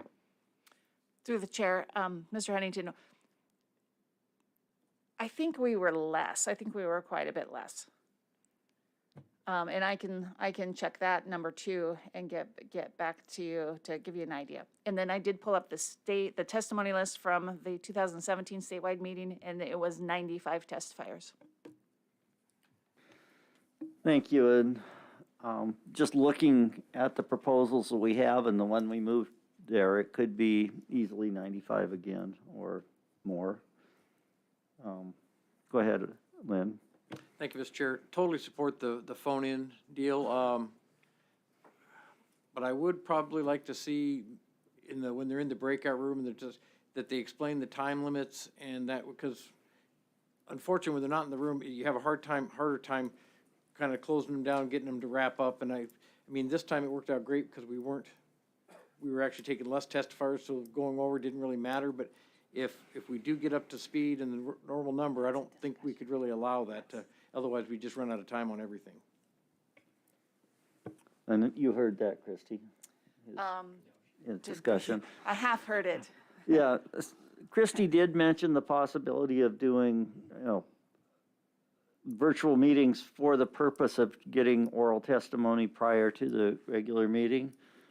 I don't know how people feel about doing that. If we did do that, I'd just point to the board and remind the board that everyone would have to be in attendance if they were going to want to participate in the meeting, because we can't have some people being informed and not others. Thank you. Go ahead, Jake. I really like the idea of people being able to call in that, and participate in this meeting and testify. I have just a couple concerns about that. I mean, just on proposal 228, there's like 28 folks that potentially would want to speak on that. And if we can have a time constraint, how would we vet being both sides being able to, of an issue, be able, to speak on it? I guess my biggest concern would be like a time, how much time we'd be spending. James. Yeah, thank you, Mr. Chair. Just to add on to it, I do like the telephonic opportunity for folks to call in. One thing from Member Barrett there, when you said that you'd want people to sign a document with their name and confirm where they live, non-residents would have the opportunity to call in as well and participate in this process, would they? My intention is not, no. Okay, so we would have to make that clear that the telephonic portion of this would only be for resident only? Right, and I get that through our subcommittee meeting and our draft of potential Zoom meetings or hybrid Zoom meetings, and we're talking about a hybrid now, that it would be for residents only, and we can distinguish that. Got it, thank you. Go ahead, Cheryl, and you comment on that. I do have a little bit of a concern about excluding non-residents, so I would like to hear the board explain their reasons for doing that today on the record, because there are some proposals coming up in March that distinguish between allocations for residents and non-residents, so they would be impacted. So I would just like to hear more discussion before the board makes a final decision on that point. Thank you. Go ahead, Al. So to build on that a little bit, I'll start out with our minimum requirement for participating at a board level is on-time written comments. And then there's also the opportunity to submit RC comments electronically now. And so we're meeting our Administrative Procedures Act by letting people give their comments to the board on their subjects. And I'll stop at that one right now. I gotta think of the second one. Okay, if I were going to speak on this issue, if we decide that we're not going to allow non-residents to speak, even though non-residents would be potentially impacted by some of the decisions of the board, the nature of their impact does not perhaps rise to the level of a commercial interest, or it's a personal interest, and don't believe that it would impact anybody's livelihood. It would, it could be important to them personally, but it's not like we're taking a job from anybody, or the types of things that are normally covered under the Privileges and Immunities Act in the U.S. Constitution, which is where the resident, non-resident things. We don't regulate any commercial activities. We regulate the opportunity to hunt or trap, and not the commercial opportunities. We're not regulating guides, even though there are guide species. It is the hunters that would be impacted by our actions.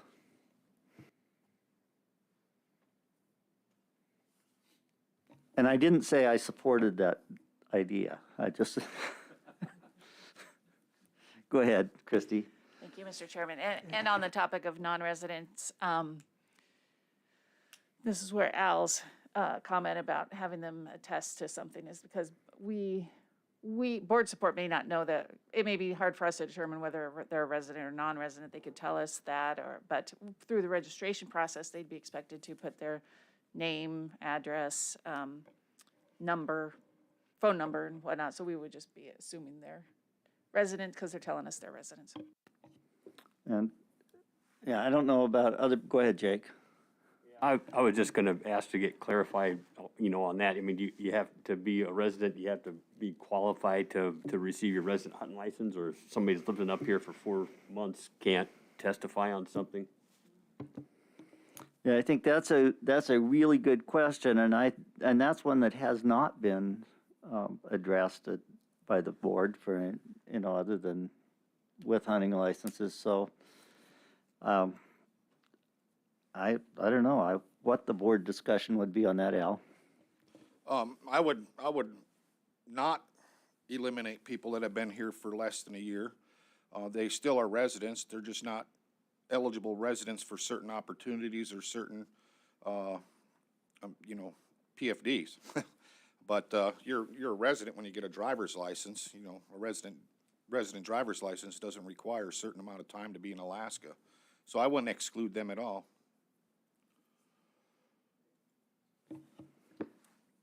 Jake? Like for a really hot topic, I mean, potentially groups could fly people up here for a day and they could say, hey, listen, we're living here but we're gonna testify and then, fly home. I don't know how other board members feel about this, but, I agree with Al. I'm sympathetic to Al's position, but I really think unless we have evidence that it's going to disrupt the meeting, that by setting timelines and limits on the total testimony, I think we can achieve our goal without having that limitation. Go ahead. Thank you, Mr. Chair. So a couple comments. One is, on a personal note, if we were to go to an earlier Zoom meeting to take oral testimony, I do have plans to do some traveling prior to the meeting, so I'm not 100% sure I'd be available. Secondly, I guess I would support more if we set aside blocks, a limited amount of time, Saturday, Sunday, potentially even Friday afternoon or evening, to take oral testimony. And once those slots are filled, that's it. We're providing additional opportunity, but they still doesn't preclude them from sending in written comments, on-time written comments, record copies after the fact. I mean, I think we're still or apply, show up in person. So I think we're providing more than enough opportunity then. Thank you, and Orville. Yeah, thanks. Kind of in the same boat as Lynn.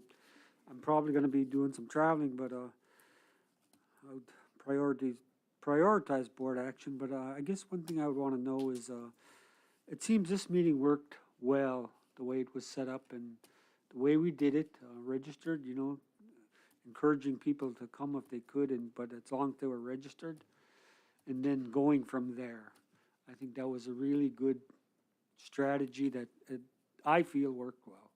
Even though we didn't get the huge participation, I think we gave every opportunity for people to come and testify. Thank you, Mr. Chair. Thank you. Go ahead, Christie. Just to answer Mr. Huntington's question from earlier about the number of testifiers, I looked those up real quick too. And so the last Central Southwest Region meeting, I was surprised to see we had 46 testifiers because I expected it to be a little higher, but then I remembered it was held in Dillingham. The meeting prior to that, we had here at this exact location, 2015, I believe, we had 91 testifiers show up. And then I just did a quick count on our list here today, which I think included a couple who ended up not testifying at all, but that number came in around 55.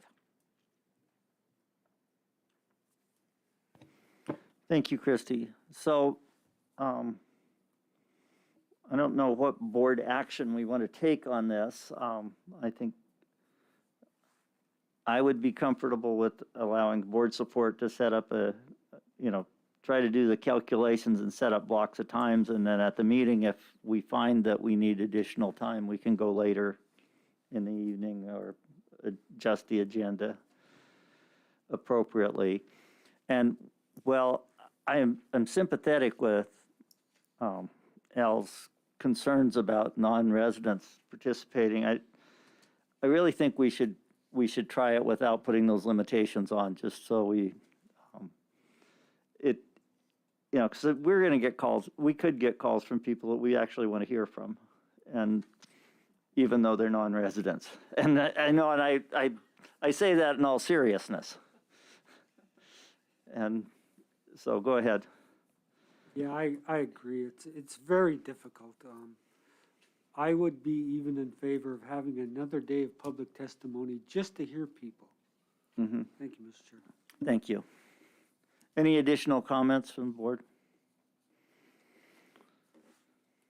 Go ahead, Stosh. Just a quick one to Christie. Would we still take record RCs throughout the meeting like we did here? Correct, we would. Yes, so with that, we would be, taking our on-time comments, which is the statutory obligation for anyone adopting regulations. And in addition, oral testimony at the meeting, record copy information at the meeting, and telephonic testimony to the board during the meeting. Go ahead. Thank you, Mr. Chair. So Christie, would the deadline for registration be early enough so prior to the meeting you'd have a pretty good handle on how much volume we have, whether we could actually extend the public testimony, add an extra day to it so we could take most of that comment? Through the chair, yes, that's something I wanted to double check with board members, that we would set a deadline a handful of days prior to the start of the meeting so we could see the number of testifiers. But we would also still have the deadline for people testifying in person, typically the Saturday mid-morning. So I just want to make sure you all agree with that. But I'm not positive when I would set the deadline for call-in testimony, but I'm thinking like Monday or Tuesday of that same week that we start. Go ahead, Orville. I just want to make sure we're in compliance with our 30 days notice. If we make any changes to our current agenda. Thank you, Mr. Chair. I think we should be able to be. I believe so, and Ms. Brookings can tell us otherwise, but we're only adjusting the testimony, the oral hearing portion of it. So you're right, that was spelled out more than 30 days ago, but now we're tweaking that a little bit. I'll put a notice out to the public. I can do so like probably by next week, and I think we would be covered. And I'm getting the yes from the Department of Law. So. Don't forget that February is a short month. It's when you're counting that, even though we start at March 4th for the statewide meeting. It doesn't give you as many days as it normally would, and if it was leap year. Okay, any other additional board comments on that issue? Mr. Chair, George Pappas. Yeah, George. I'd like to add to it. Thank you very much for allowing the Regional Advisory Council members to remotely testify at these meetings. Not the members, but the representatives at the level of advisory, as a level of advisory body. I can't comment on the general public wanting to call in, but to me, I would assume that all the folks in the Federal Subsistence Program would appreciate this opportunity. Sounds like it's being very organized. Thank you very much for your time, sir. Thank you, Mr. Pappas. Go ahead. And then I just have a couple other things to clarify with the board on this topic, and that is that I assume we will treat advisory committees and regional advisory council representatives the same as we always do, where they do have the ability to do that phone-in testimony, but they could do it later. They don't have to be in that time period, or would the board prefer that they be in that time period when we do call-in testimony with those other public testifiers. Go ahead, Al. So currently, they have the option to testify during public comments or to testify before the region comes up. Correct, and they can do so in person or via phone. Statewide meeting makes it a little tricky because the benefit of them for a region meeting, the benefit is that they're going before their area of proposals. The statewide meeting, there's probably so many issues they're interested in that. Right. So it probably won't work for a statewide, but I absolutely support the regional system that we've had. Thank you. Al, any additional comments on that? And I think you have sufficient direction? Well, one more, Go ahead. two more clarifications. Well, so for the upcoming statewide meeting, if I receive a request for an advisory committee member to testify via phone, like on Sunday, does the board want him to go in that time period when we're only doing call-in? Okay, so we give them the flexibility for, gotcha. Right. Thank you. And then the last thing I wanted to clarify is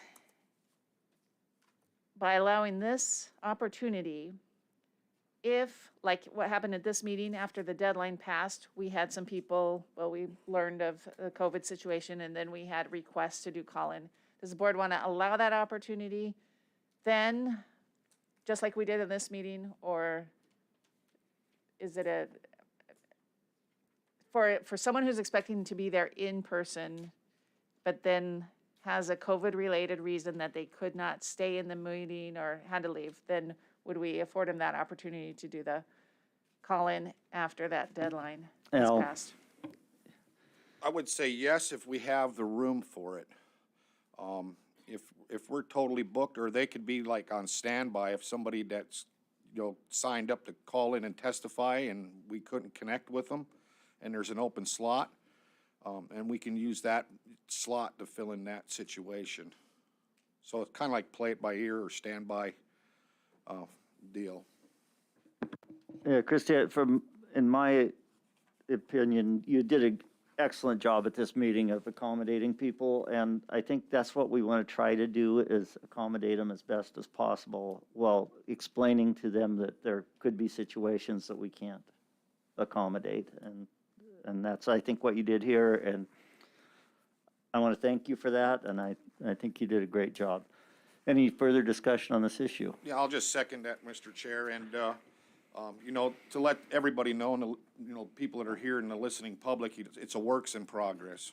Bear with us. There'll be some bumps. Right, when we scheduled this meeting, we didn't realize that there'd be over 1,000 cases of COVID a day in Alaska. That was certainly not expected. So with that, I want to take a 1 minute at ease, and then we'll come back on the record.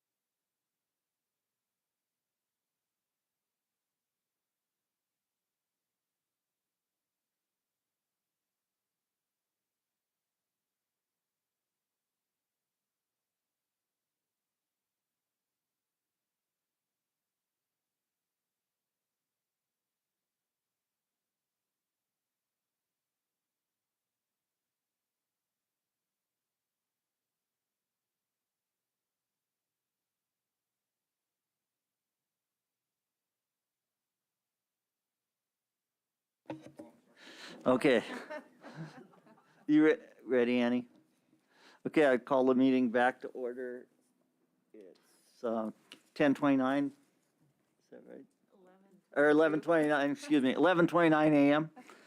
All members are present, and at this time, I'm going to ask Ryan Scott. He said he had from the Department of Fish and Game, he said he had some remarks to make. Thank you, Mr. Chairman. I'll try to be brief. I should be able to wrap this up in about 50 minutes or so. Okay. Just very quickly, I want to extend my thanks to the Division of Wildlife Conservation staff. You know, it's been roughly 2.5 years that we've been getting ready for this meeting, and it's great to get it behind us. We've got another one to get through here soon, and we're looking forward to getting back on, you know, a little bit normal schedule when we move down to Southeast and then back up towards South Central. I also want to recognize there's 2 long-term employees that, you know, potentially this is going to maybe their last meeting, at least one for sure. And that's Dave Crowley out in King Salmon, who joined us remotely, and then Gino keeps threatening, but we don't know when he's actually going to go. So, yeah, they did really good. And of course, board support, you know, it went really well.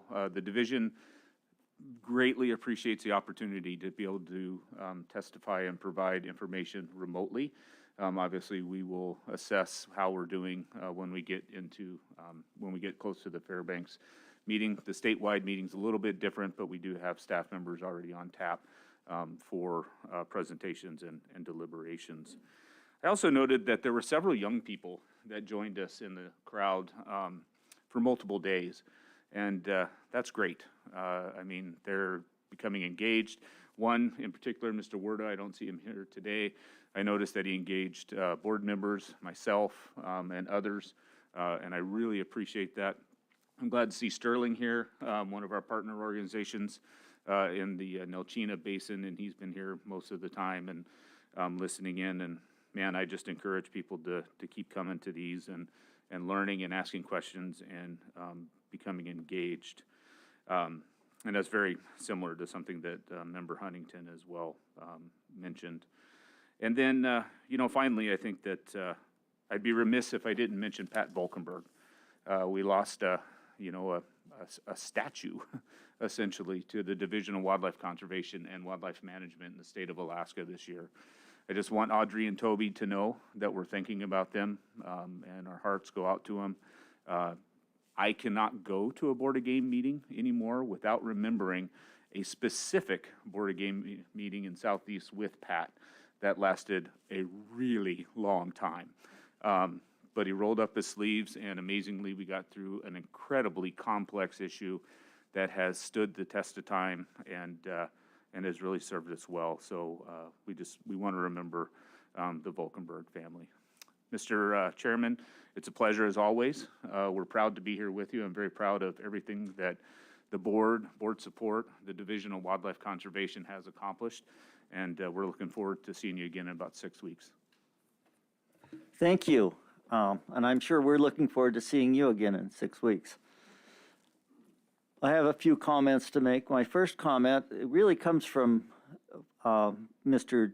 Fletcher, Member Fletcher here, where he said on an earlier topic, this is really complicated. And because it's really complicated, we need the support of the Division of Wildlife Conservation, the Commissioner's Office, Department of Law, the wildlife troopers, and board support. And more importantly, the public and our AC members. Because without that, we could never get through a complicated issue, or we would make really bad decisions. And I'm hoping we make good decisions. And I want to thank all the board members, one, for their confidence in electing me chair for this year, because, you know, most people out there only knew Ted as the chair with all the public meetings for a long time. We're with one chair.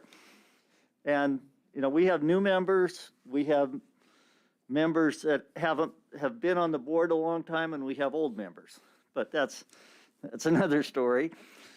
But, you know, it's a great organization that we work with, and it's probably the best public process for managing game any place in the country. And I'm very proud to be a part of it. And I particularly want to thank Christy because she's the point person to make everything work. And she and the rest of the board support staff. I've known Christy for a long time, back when she was a very young legislative staff. Just a kid. But again, with that, are there any other comments from board members? Go ahead, Stosh. Thank you, Mr. Chair. I agree with everything you said. But the biggest thing I really would like to expand on, besides thanking everyone that came and participated, given these weird times, these pandemics, it was very up and down about before this came. But undisputably, Christy did an amazing job making this happen, and we couldn't have done it without her. She pulled it all together. There's a lot of variables involved. Her and her staff made this meeting happen, and it was looking very iffy at times, and she pulled it all together, made everything work, and I just can't say enough to Christy. Thank you for making this work.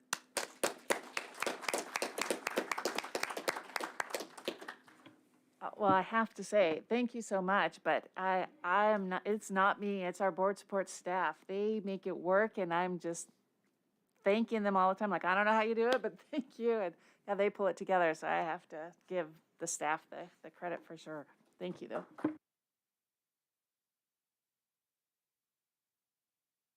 Any further comments from board members? If not, I believe we've conducted all the business that was before us, and I would entertain a motion to adjourn. I move to adjourn. Go ahead, George. Before we're adjourned. Oh, no, I don't have a question. I'm just here to say goodbye. Thank you, sir. Thank you, because I may have forgot to mention our federal partners, but they're very much a part of this too. So thank you, George. And we're hoping you're there in person at a future meeting with appropriate goodies. We are adjourned. Multiple